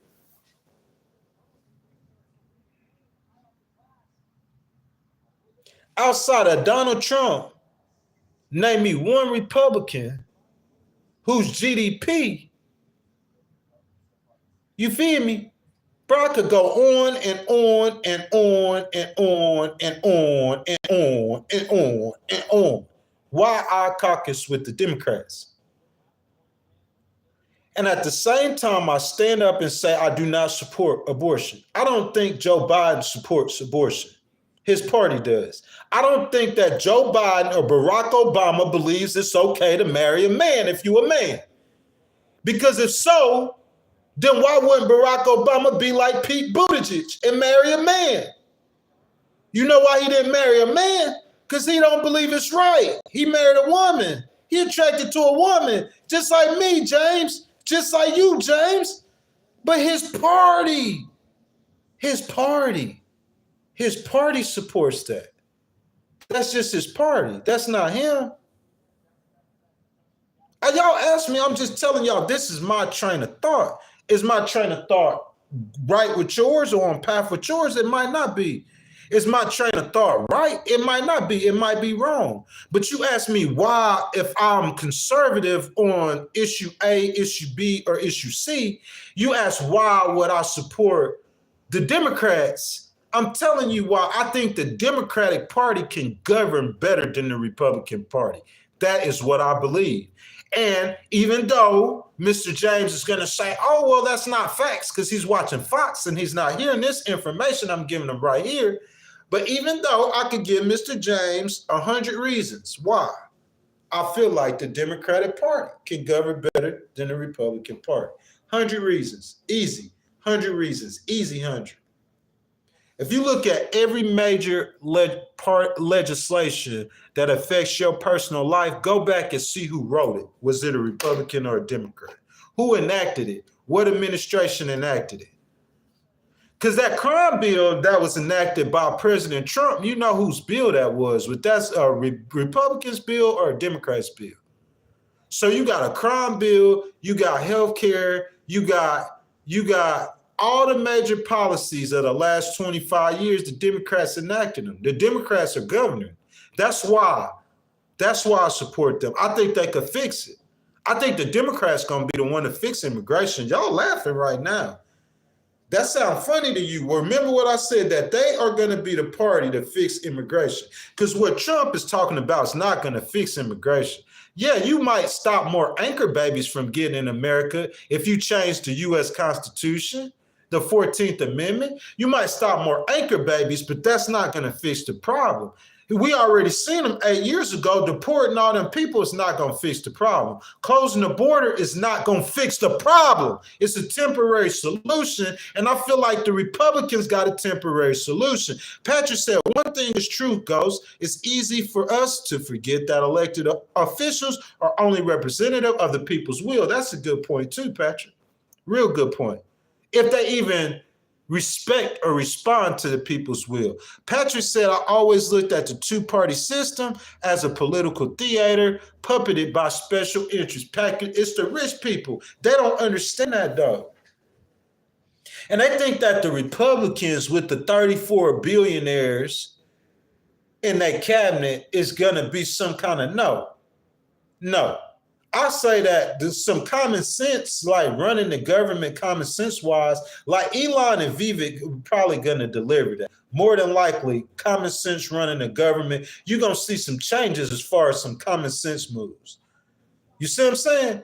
But you trying to say like, no, Patrick, no, special interest, corruptions, it ain't going to be no different. It's politics. It's the system. You got to change the whole system. And I ain't seen a politician change the system. RFK trying to come in as an independent. How did that work? It's just hard to do that, man. Jordan says MAGA. Ernie says you don't have a clue what the Constitution even says.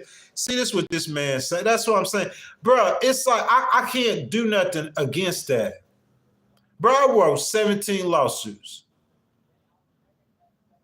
I beat an attorney who works for $1 trillion. Listen, with a T.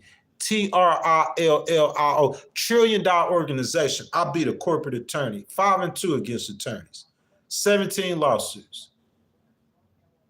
One in the U.S. Court of Appeals. Listen, I won a lawsuit in the U.S. Court of Appeals. And this dude probably don't even have an attorney's phone number. And he telling me I don't know what the law says. I can't argue with that, man. What can I say? All I could do on that is what the Republicans do when you ask them, what's the plan for health care? Go ask a Republican, what's a good health care plan? You know what they're going to do?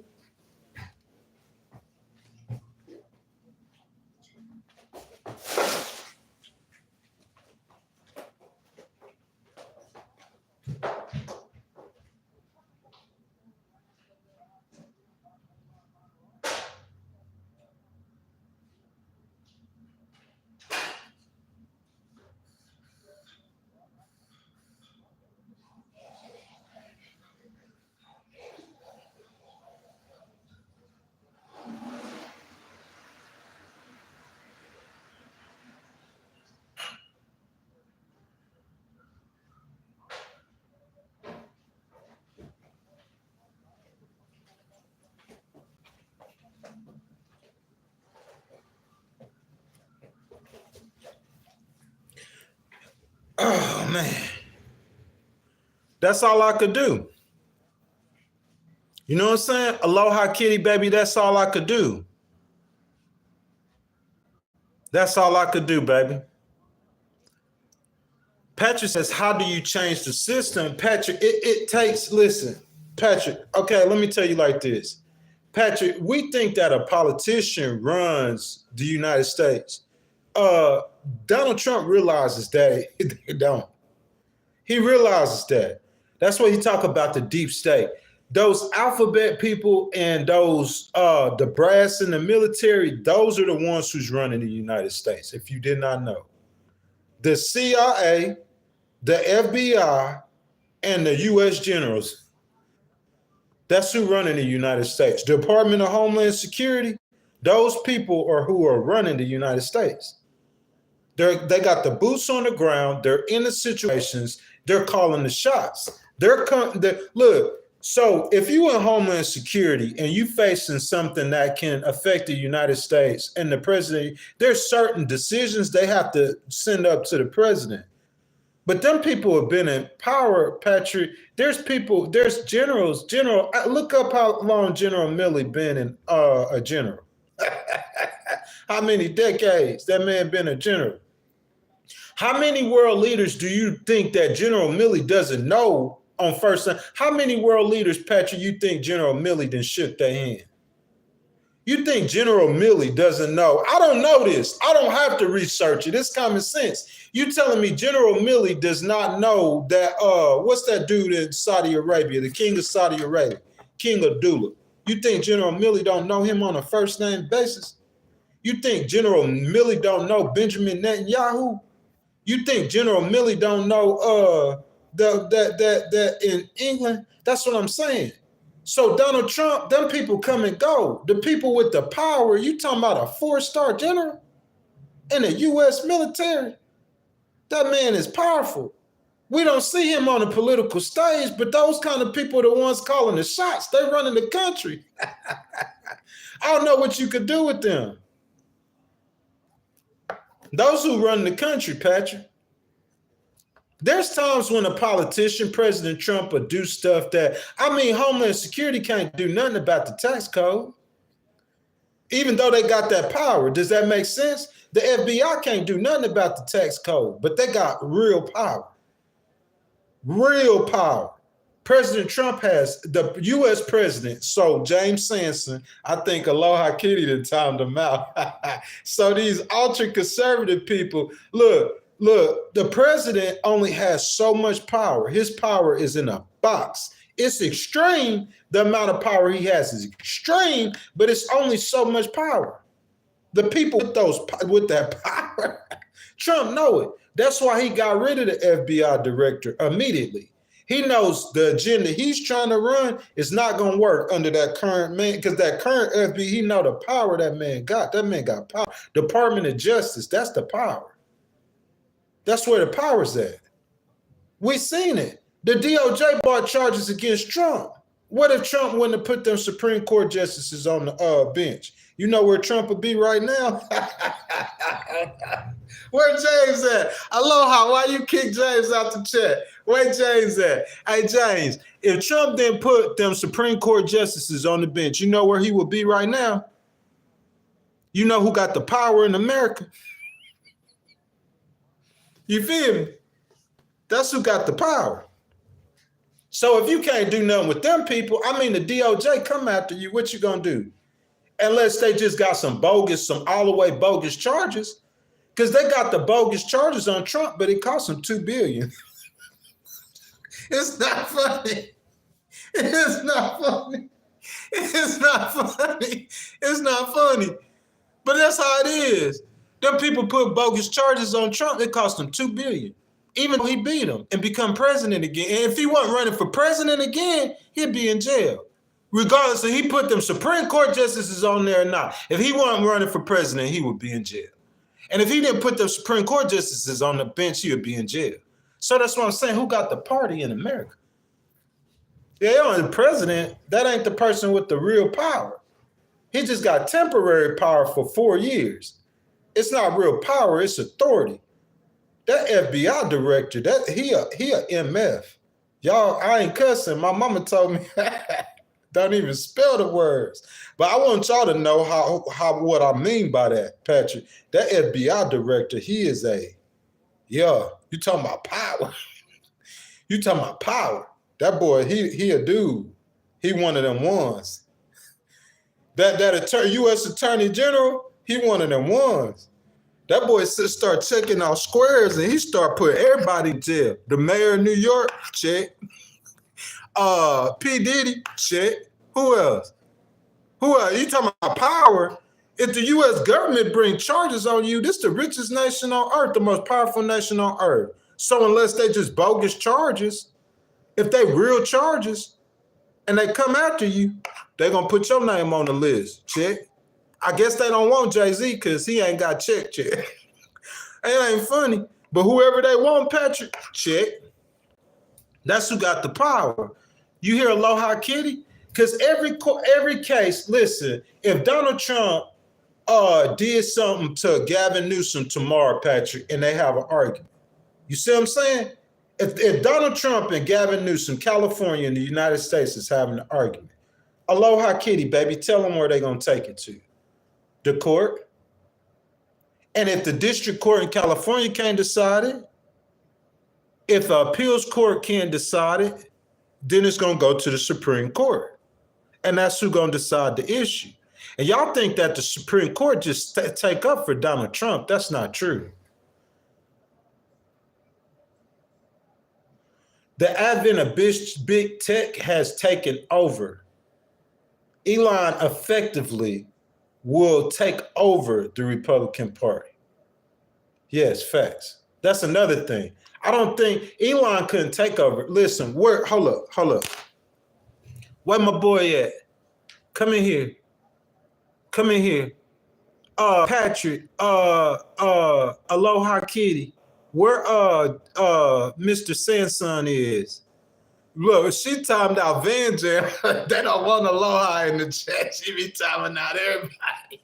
Even if ain't nobody in here, she timing them out. Where Samson is? Come here, Samson. Let me tell you something. James. Them Republicans mad. But is it like, to me, the Democratic Party, they just could govern better. That's just what it looked like to me. They just govern better about everything. What Patrick said. He said, follow the baby oil. He talking about the big tech. Look, Patrick, where James at? I forgot what I was going to say. Look, you see how Elon then came and took over the Republican Party. Who would have ever thought that somebody, bro, 17 people in here. Every time y'all come in here, bro, like I'm finna go into Dallas, okay?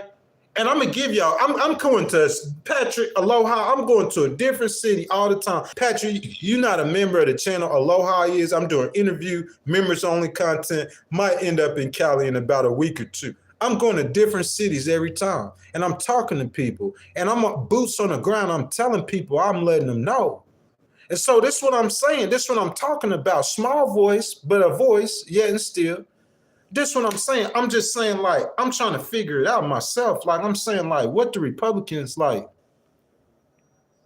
Because Elon that took over that party. That's his party. Who would have ever had Trump silent? Elon did. Because Trump know he only got 4 more years. Somebody got to get past the torch. Elon can't be president. That's his party now. Big tech and money. So he was right.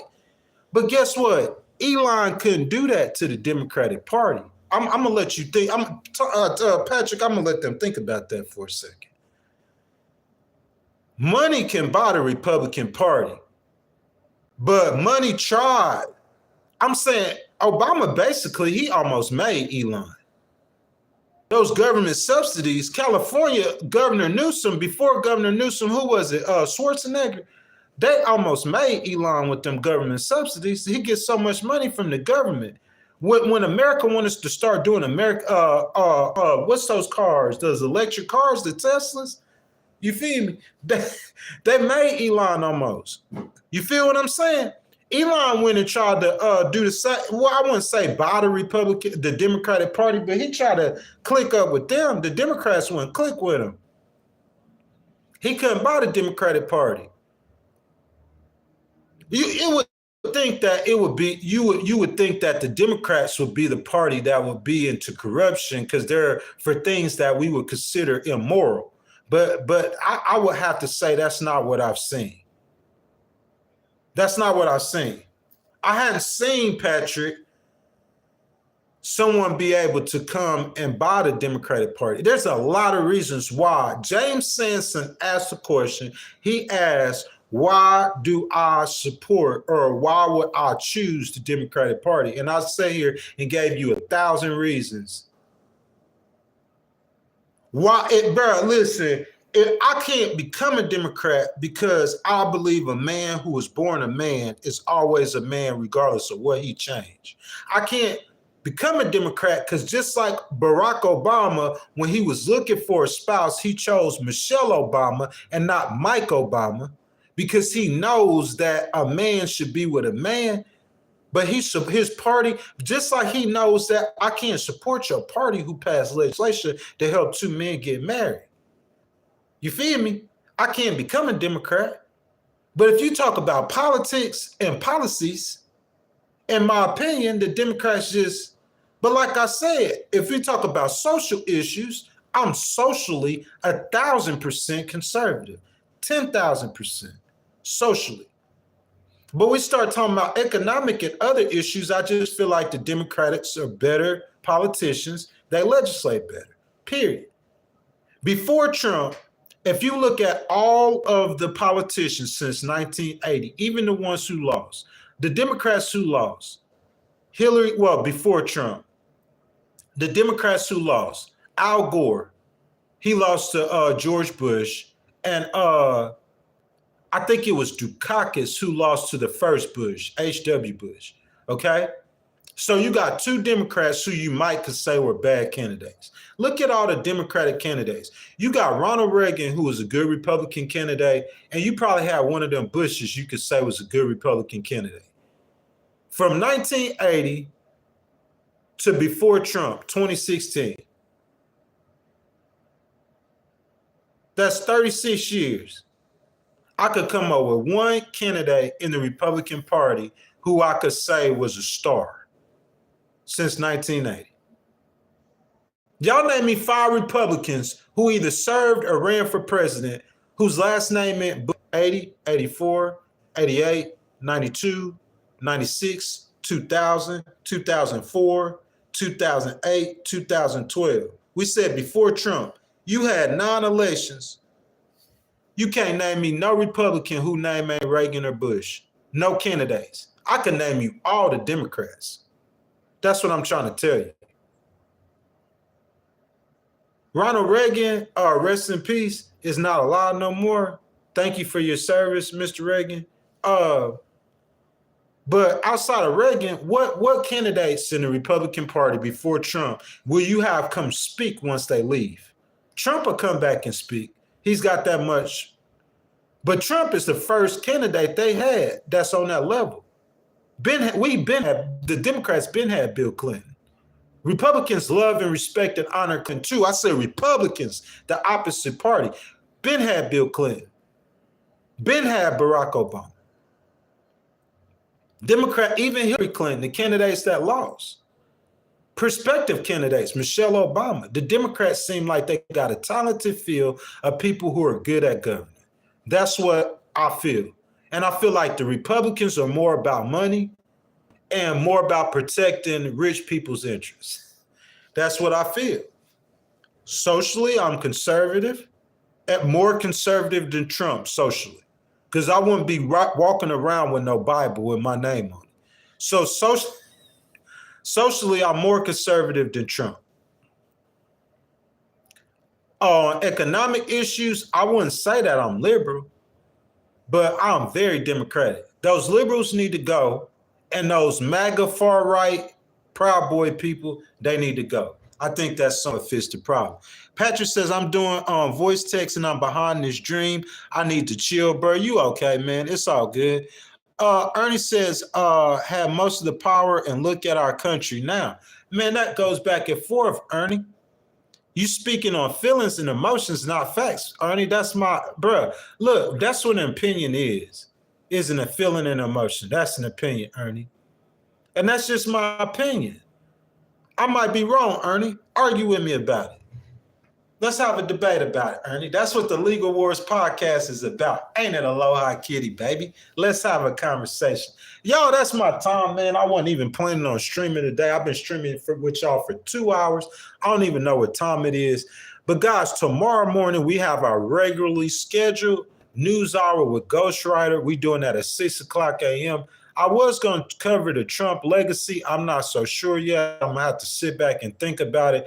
Bro, look, for you people here, I'm going to cover Trump presidency. You have to. You know what I'm saying? And at the same time, I'm going to cover Hakeem Jeffries and the Democrats. I think that's fair. I'm going to be objective. There's times I'm going to cover President Trump, and there's a lot of people who won't like that. I'm going to just have to deal with the pushback on that. There's times that I'm going to cover the Democrats, and it's a lot of people who don't. Bro, ask Aloha Kitty and Patrick in there. I cover the Democrats. Somebody told me yesterday that I was going to go to hell because I'm going to worship God and go to hell because I said that I believe that the Democrats do better. Hold up, y'all. I need a minute. Hold up.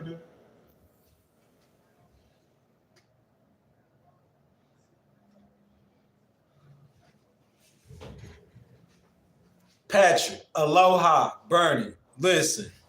Yesterday, somebody told me I was going to go to hell worshiping God because I support the Democrats.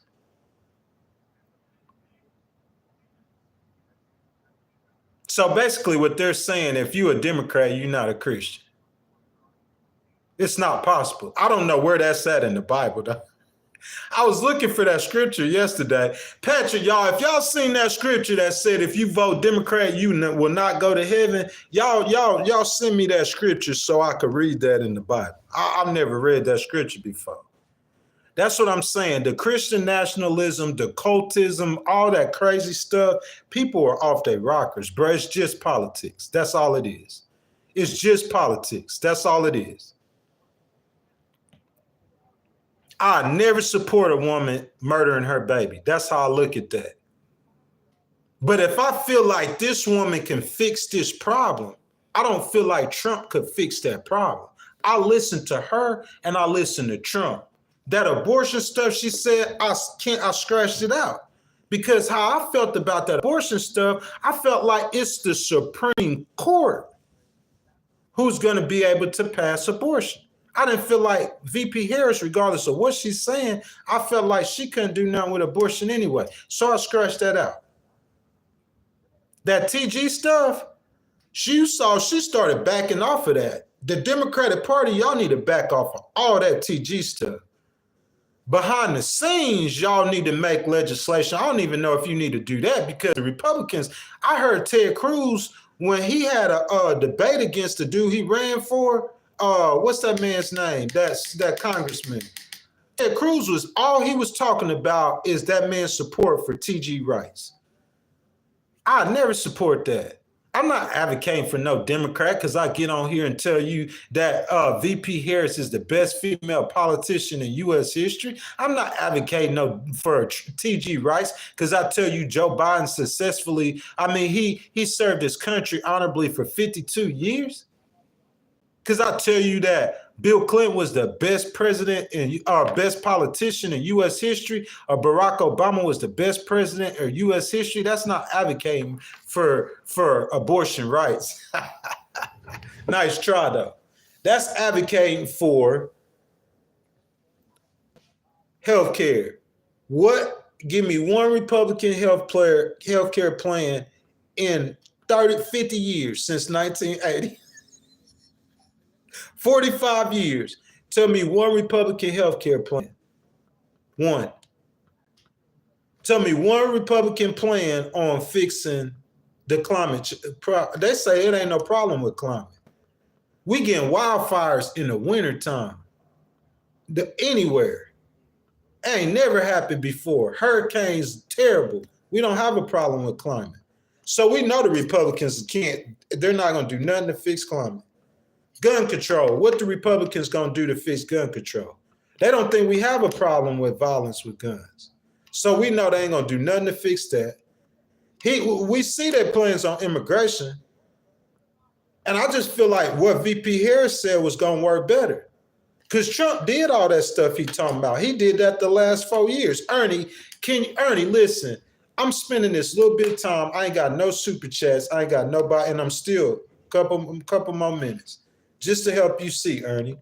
Ernie, did Donald Trump not say in 2016, if you was old enough to remember, because I remember, I'm sure Patrick remember, I'm sure Aloha Kitty remember.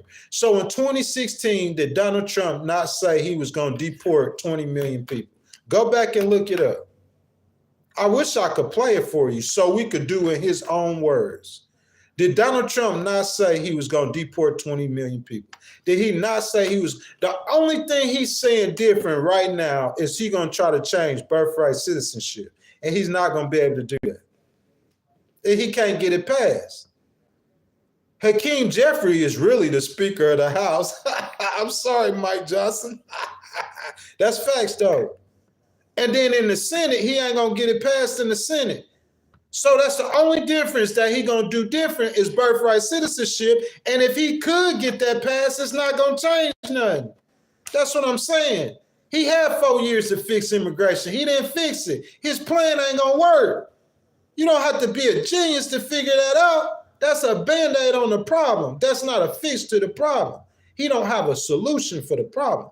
He have a temporary fix. That's why I caucus with the Democrats. I feel like they could fix the problems in America. Before Donald Trump, too, the Republicans quick to get rid of a program to help a poor person.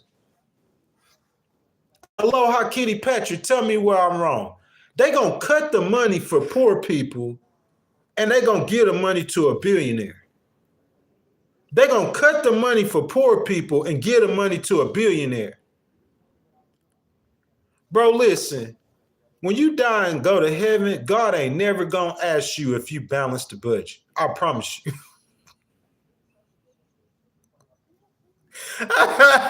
The Republicans don't even try to balance the budget no more. At least back in the day, they did. They don't even try to balance the budget no more. But when you die and go to heaven and stand before God, God will never ask you if you balance the budget. But he going to ask you how many poor people you help. You know why I say that? Because Google feed the poor, how many times feed the poor is in the Bible? Or God mentions the poor. He mentions that more in the Bible than he do anything else. So he cares about that. But Christians today, they'll walk around talking about everything else besides stuff like that. Democrats good with feeding the poor too. But Democrats don't care that good much about helping out poor people. But they'll cut an entitlement program. They'll cut Social Security without even in a heartbeat, taking money out of people's check, telling them that you're going to give it to them when they retire or get hurt, and then let them die or go bankrupt waiting on it. Those are Republican policies, bro. That's facts. Republicans believe different than I do. They believe in giving tax breaks to rich people and letting the money trickle down. I don't believe in that. Hey, you trying to give me some money, but you gonna give it to the rich man and let it just fall down in my lap some kind of way. Oh, they the ones that provide the jobs. Sure, like you giving them all the money, stupid. So you gonna give him all the money and we just gonna have to fight for the crumbs that fall down from his table. And you want me to agree with that? You want me to agree with that? I could be a trillionaire. I'd be like Mark Cuban. I never agree with that economic policy. I could support the Republican Party. Just like sometimes I support Democrats and don't agree with abortion, I could support a Republican, not like Nikki Haley. Because I support Nikki Haley over any Democrat I see. I mean, any Republican I see. I support her over anybody but Shapiro. Y'all write that down, Patrick, for 2028. I support Nikki Haley over anybody besides Shapiro. That's any of them, Republican or Democrat. You see what I'm saying? It's just how I feel. Patrick, man, they don't understand, Patrick. We can't explain this to him. We can't explain this to them, but I will if they keep coming. It's up to Aloha if she let them keep coming. But if she let James keep coming, I ignore what he's saying, and I'm going to just do what I just did. I'm going to get out a blank piece of paper, okay? And I'm going to start just like this.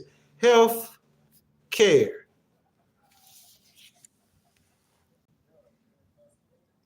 Give me one Republican policy in the last 45 years. One.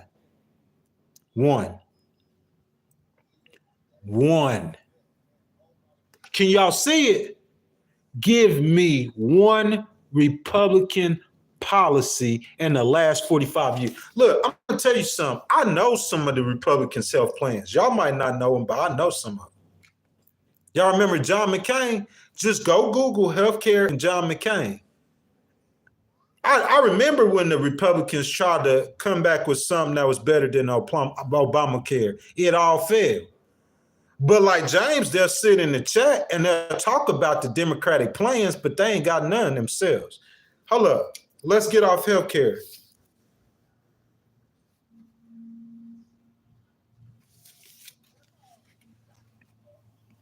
Can y'all see it? Number 2. Give me one Republican plan.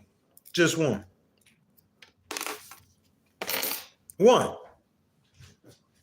They don't think it's a problem. You could have a kid go in his parents' room and pick up an AK-47 and then walk in elementary school and kill 12 people, and you don't think it's a gun problem in America. I can't support that.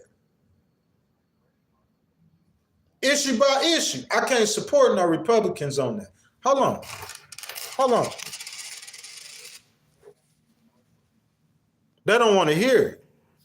You know what I'm saying? You want me to just drink some Kool-Aid or something and fall in line with your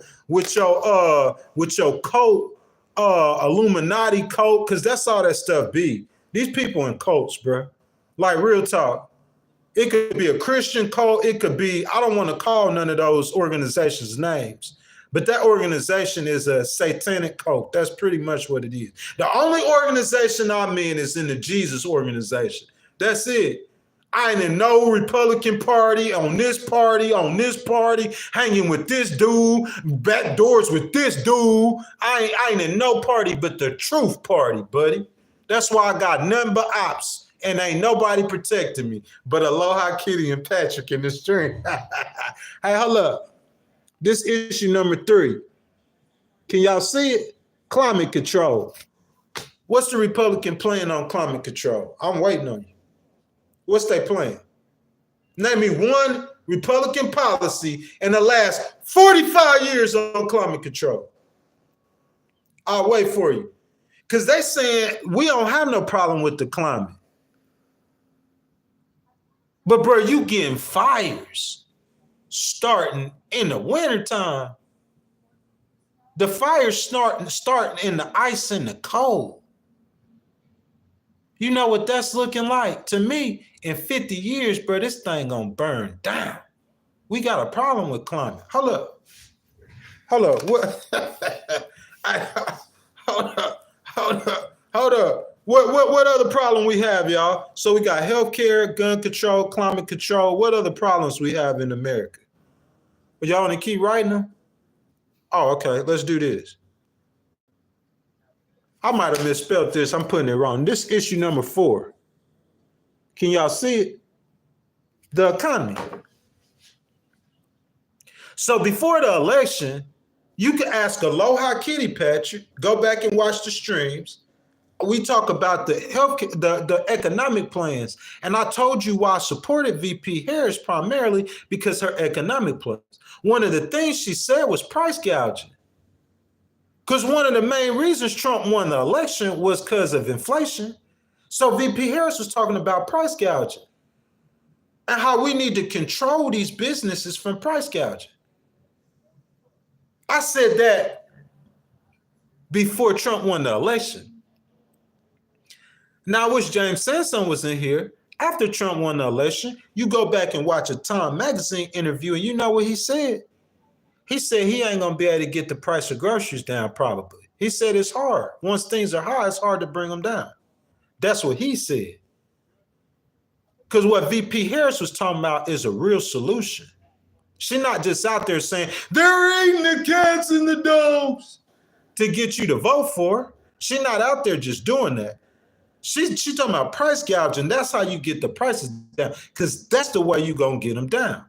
Trump is a little different on the economy. So I think he's going to do better than the typical Republican would.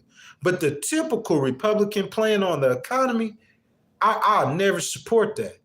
Because it don't make sense to me that you're going to walk in the room, it's 100 people in the room, and you're going to give 99% of the money to the rich guy and hope that the rest of the money disseminates. Oh, they create the jobs. So that's how the money. I never agree with that. I think that's just like evolution to me.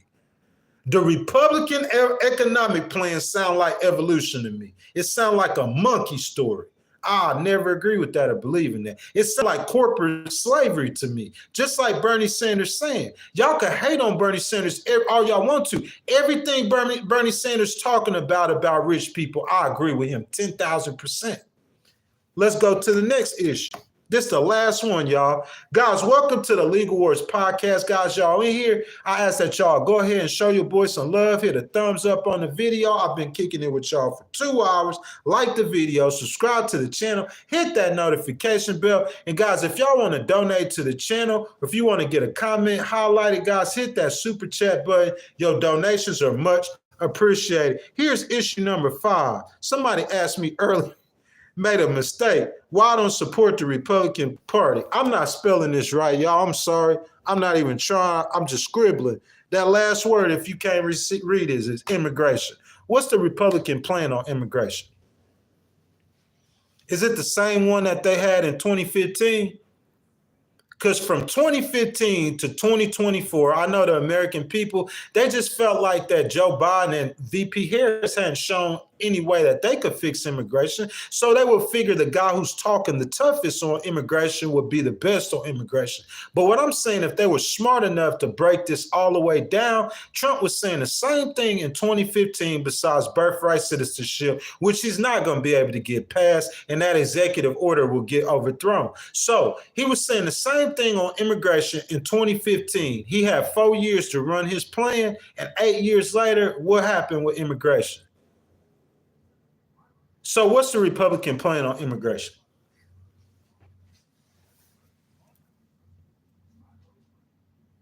Bro, the 5 major issues in America, I hadn't heard one plan from the Republicans or has seen any legislation that has passed on the major issues. I don't think the Republicans right on immigration. I think they are right saying we getting too many people come in, but the way to fix it, I don't think the Republicans going to fix immigration. I don't think they can. Okay? I don't think the Republicans are right on gun control. They don't even think we have a problem with guns. Okay? A 15-year-old can go in his daddy's room and take an AK-47, and he's not going to kill a bunch of immigrants or a bunch of convicts. He's going into middle school and he killing children. And America is the richest nation in the world. And you don't have no problems with crime or guns.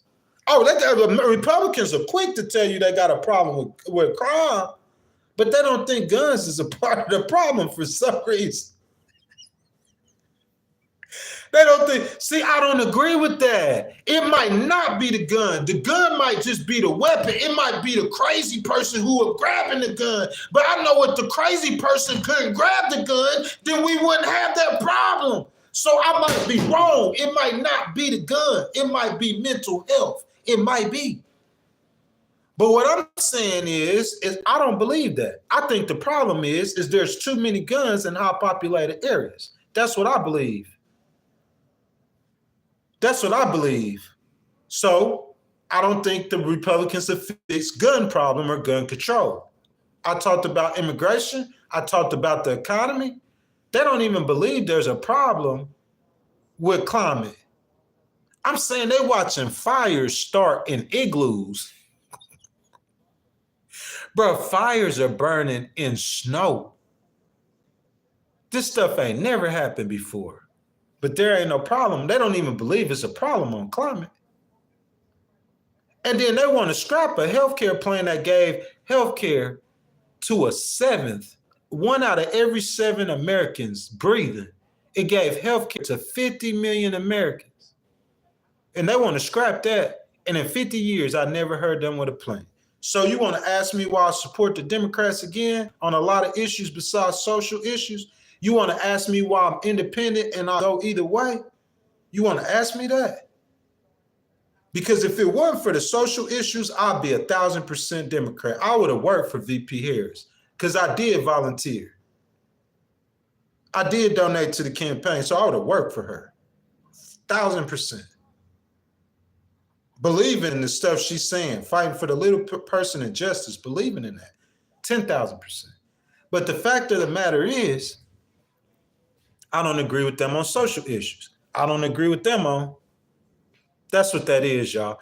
Guys, I appreciate it. 2 hours and 20 minutes. The sun came up. I was trying to get out of here before the sun come up because I was telling y'all how Dallas is the largest metropolitan in Texas. So I know that Houston traffic is bad. I know that Dallas's traffic is probably horrible. Guys, I'm going out there to get some content for y'all. Probably push me back.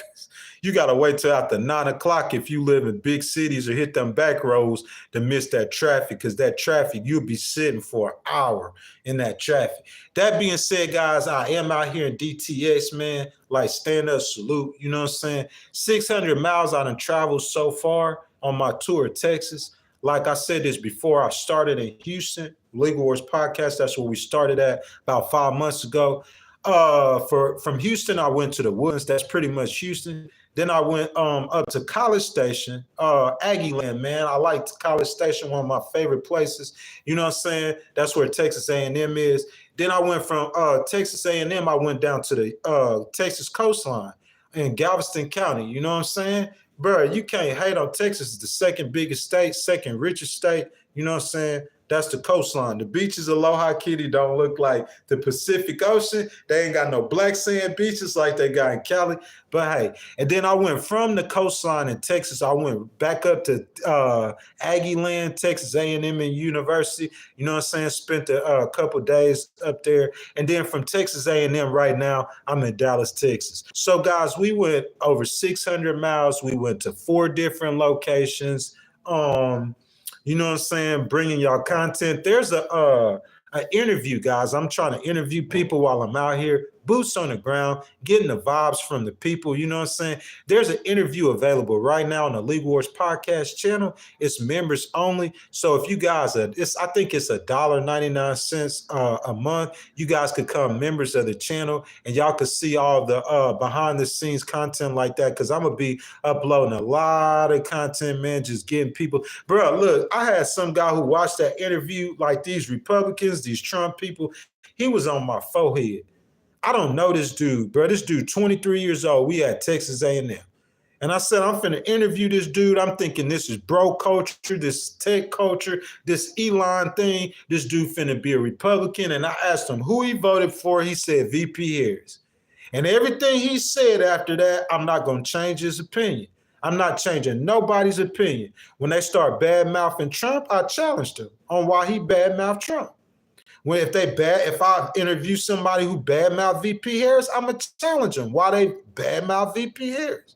But their opinion is their opinion, man. These are the American people and they're speaking. I don't believe.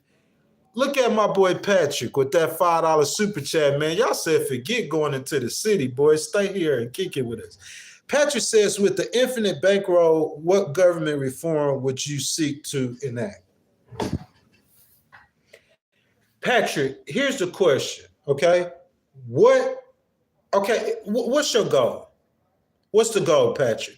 Are you trying to help the American people or are you trying to uplift your party?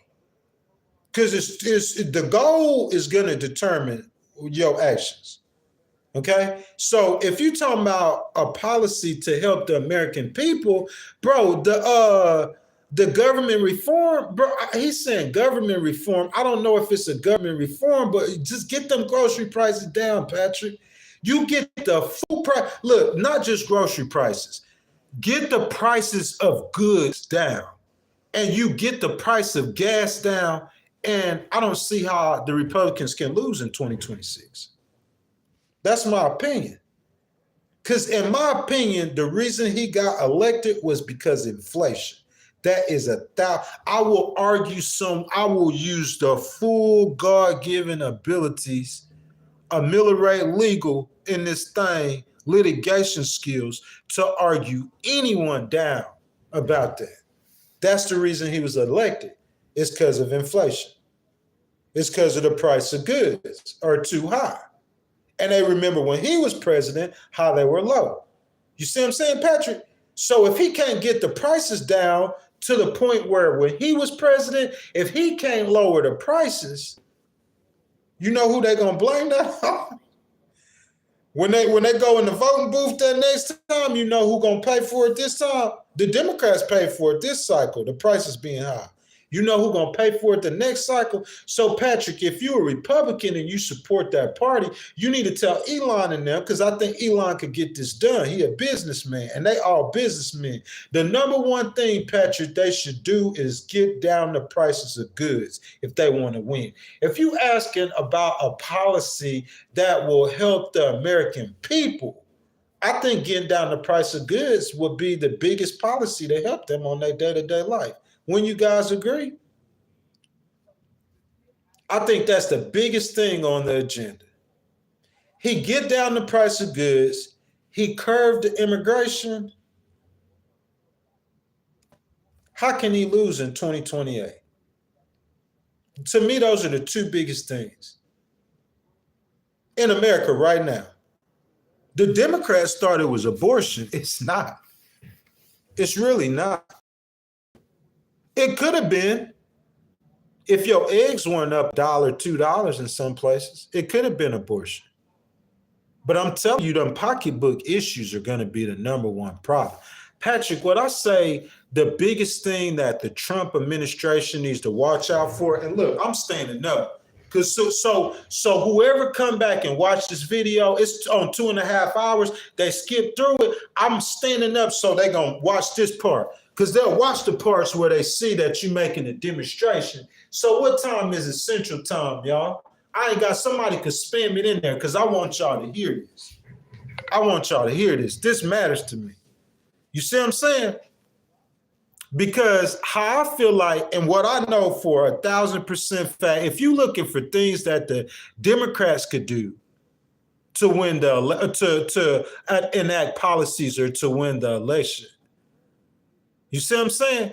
Because I'm standing up, because if y'all put Josh Shapiro, if Josh Shapiro, I don't see how Shapiro doesn't get nominated. And if Shapiro gets nominated, I don't see no one in the Republican Party could beat him. It's the kind of candidate he is. I was trying to say that from the get-go. We seen that in Obama, or I did.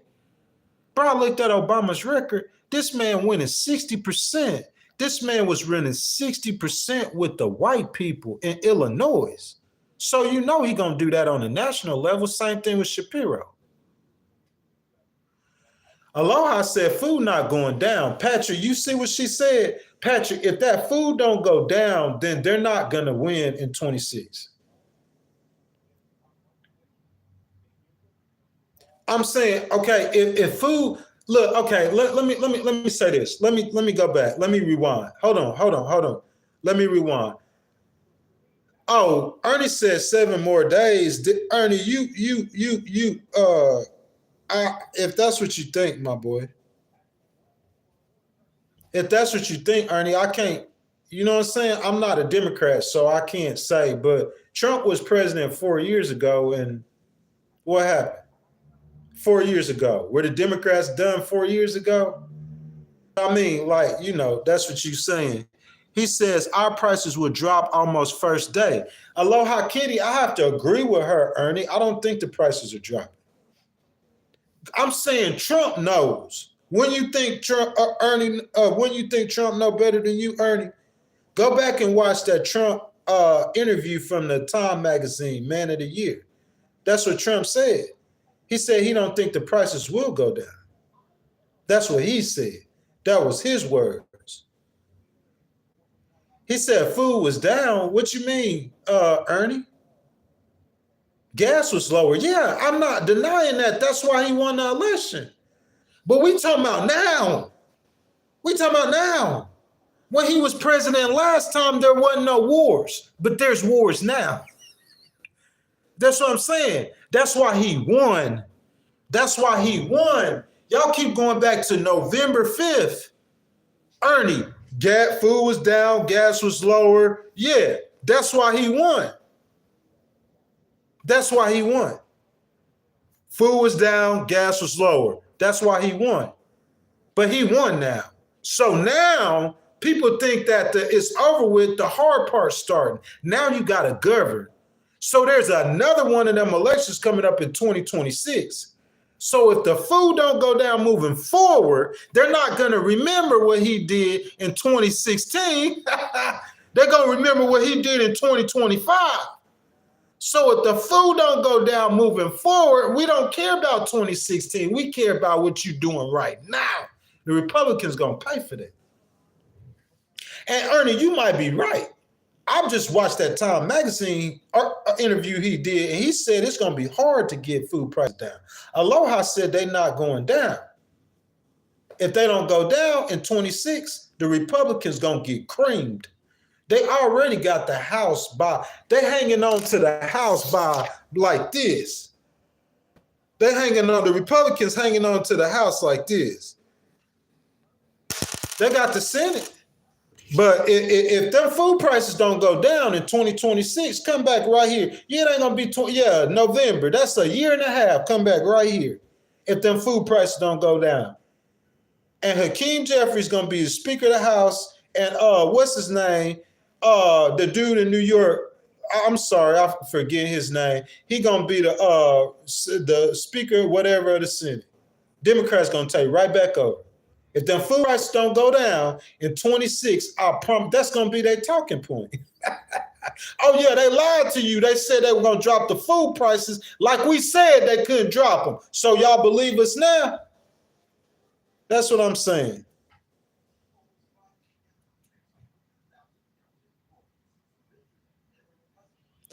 Joseph, I'm not sure what you mean. And SS Easy says they're not going down. That's what Aloha said too. So if you can't drop the food prices, then you got to increase the wages. If you already, Patrick, see that he can't drop the food prices, then increase the wages. That's what you need to do. And that's what Joe Biden, that's what he should have worked on. And once I seen that the food prices will not go down, these eggs, $3, they $4. You know what I do? I'll enact legislation to protect the American people, just like VP Harris said, Patrick, that make sure they can't price gouge. That means that some manager or some whatever in a Kroger's or Walmart or a Food Town, whatever in your neighborhood, he can't just say, hey, you know, there's a winter storm in Austin, Texas, so we're going to make eggs be $8. He just can't do that. That's all I'm saying. We need some kind of regulation. But if you cannot get food prices down, you need to increase the wages of the American worker. So if eggs $4 and I was making $25, now eggs still $4. I was expecting Trump to get them down, but don't worry, he didn't get them down. I'm not making $25 no more. I'm making $29 an hour now and get more money back on my check in taxes. That's what you got to do. Maybe Trump could come up, since the Democrats, Patrick, like passing out money. I know Elon ain't going to like this. And I know it's not no good, but if you want to win an election, you know, maybe he could say, hey, I'm gonna pass a stimulus, inflation stimulus. I'm gonna give everybody in America $600 due to inflation. And if Trump say that, he could get the Republicans to go along with that.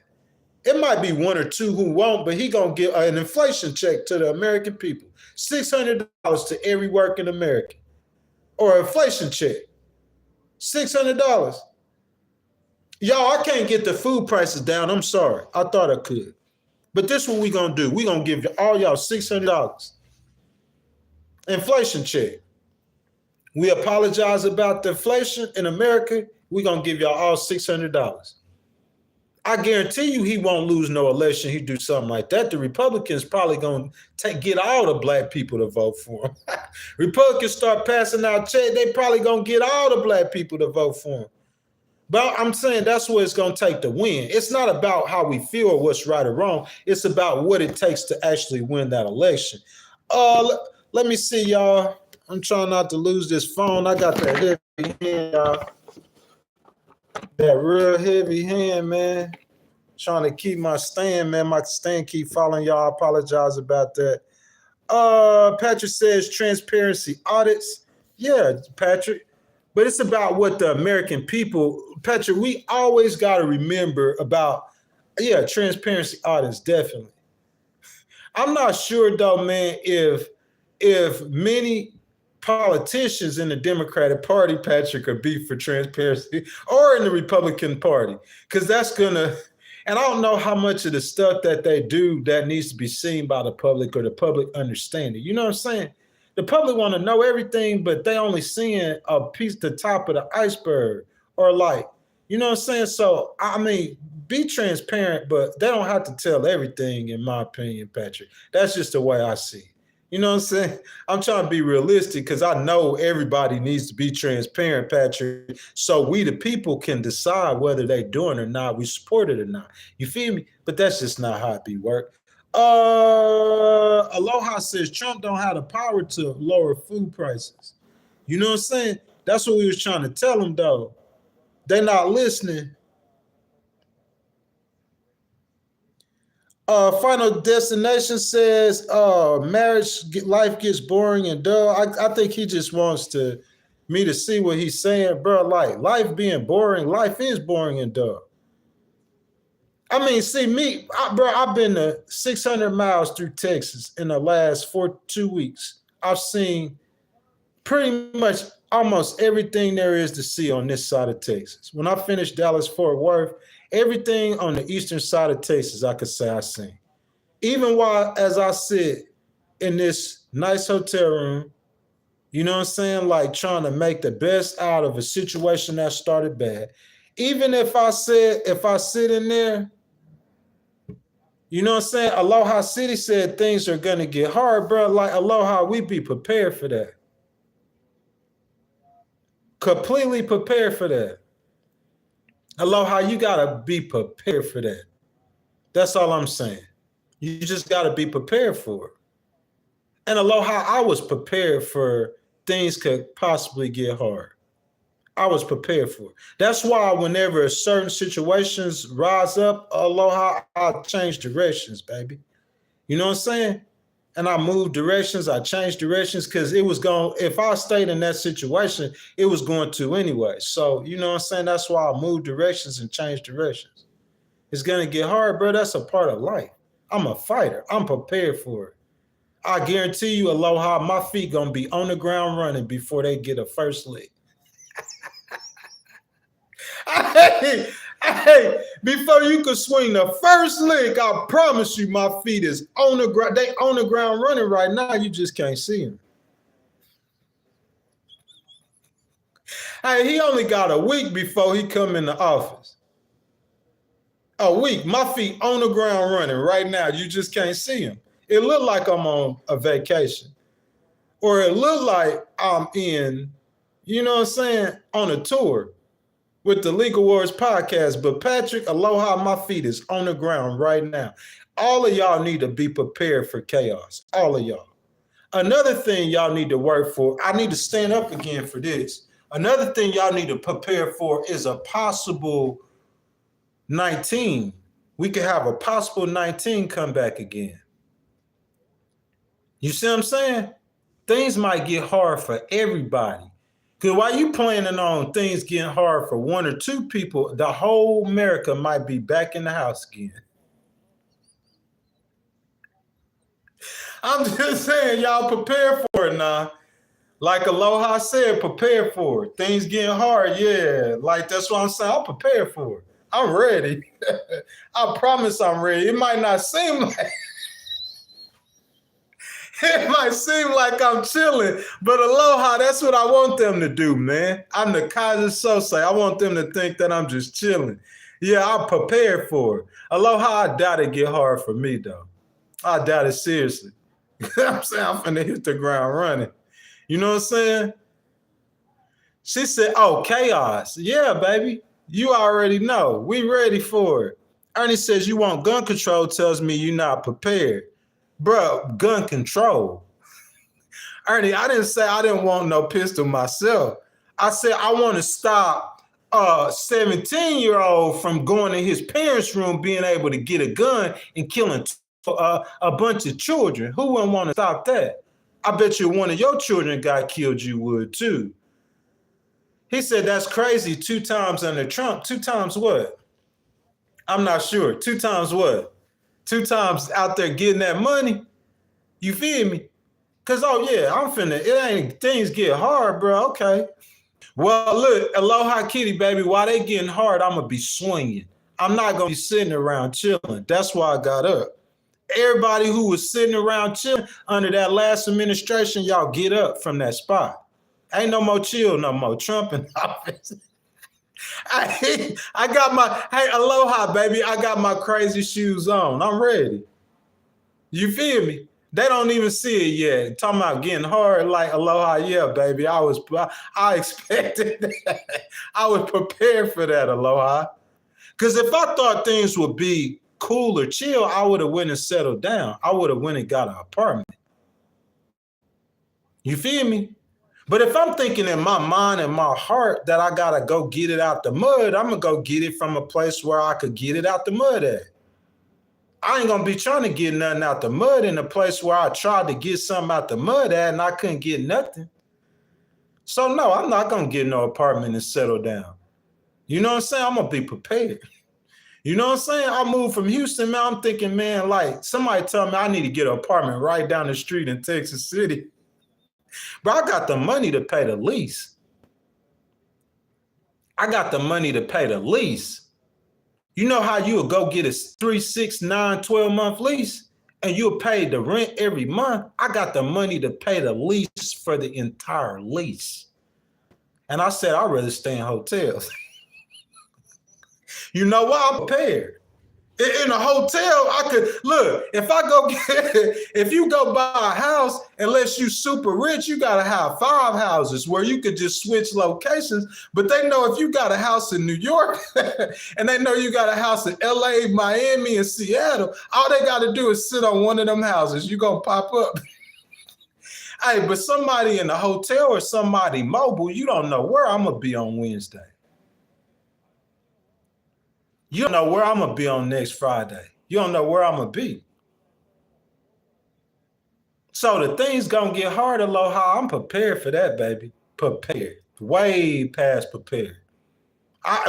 People don't see that. They're going to see it in a little while. The reason why I did things the way I did it in my personal life. It's the reason why I did it like that.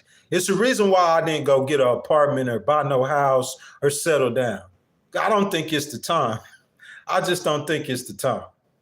I think we wait after these 4 years and the next president that comes, I think it should be relatively business as usual in American politics, relatively quiet. And that'll be the time to settle down in 4 years. I thought it was time, or maybe before then. We just gonna have to see how it go. But all I know, what Aloha Kitty said, things gonna get hard, bro. I'm prepared for that. Trust me, I'm weeks, if not months ahead of that. I'm months ahead of that. Months. I'm just not talking about my plans, Aloha. And I don't think nobody should, and everybody should be prepared for, you know what I'm saying, things to get hard. I've seen the script too many times. I was ready for it. I'm ready for this script. Patrick said, that's why I asked about government reform over policy, because there's a lot of issues. But Patrick, it's hard to reform the system, my brother. And I'm going to say this in ending. Yeah, that's what Ernie said is pretty much right. That's what Ernie said is pretty much right. Ernie, they don't work together on all things or everything. But what I'm saying is just like, as far as government reform, changing the government, bro, it's like they gonna protect their status with their life. So actually changing the government, man, I think that'd be a difficult thing to do, y'all. You know what I'm saying? But guys, that's my time, y'all. I appreciate everything you guys have came on to the League Wars podcast and hung with me and participated. Patrick, I appreciate your donation. Guys, if y'all haven't liked the video as I'm leaving, I ask y'all like the video, subscribe to the channel, hit that notification bell. Tomorrow morning at 7 o'clock or 6 o'clock a.m. Central, I'm sorry, news hour with Ghostwriter. I will have research prepared content at that time. We do that every Tuesday and Friday, Tuesdays at 6 a.m., Fridays at 7 a.m. Once again, guys, I got content uploaded. If you guys want to become a member of the channel, just run on over here. Just run on over to YouTube, guys, and look at the members only content that I have prepared. I thank y'all so much, man. I love y'all. Thank y'all for the discourse discussion. Aloha, Kitty. It's nice to see you, baby. Hope I see you tomorrow. You too, Patrick. I appreciate every last one of y'all. Ernie, everyone, people who don't agree with me too. Ernie said, words kills, word give life. They neither poison or fruit. You choose. I know. But Ernie, that's what I said, man. That's what I said. Somebody saying, like, Aloha said things get hard. Like, that's what I'm saying. Either poison or fruit. And her telling me things that get hard to be fruit. That's all that is. Because all she doing is just what I'm already, bruh, like, I'm already prepared for. I promise, Ernie. Completely prepared. They just can't see it yet. You too, my boy. I hope to see you in here too. I'm going to remember you, Ernie. I appreciate you. Thank all of you guys. I love all y'all. Legal Wars Podcast. I'm out, guys. I'll see y'all tomorrow morning. Y'all be blessed. Y'all remember Jesus love y'all. Guys, if y'all haven't subscribed to the channel, as y'all subscribe to the channel, hit that notification bell so every time we go live, y'all can show up. That's my time, y'all. Mr. Patrick, I appreciate you. Aloha, baby. I appreciate you. I'll see y'all tomorrow morning, man. 6 o'clock a.m. sharp. I'm out, y'all.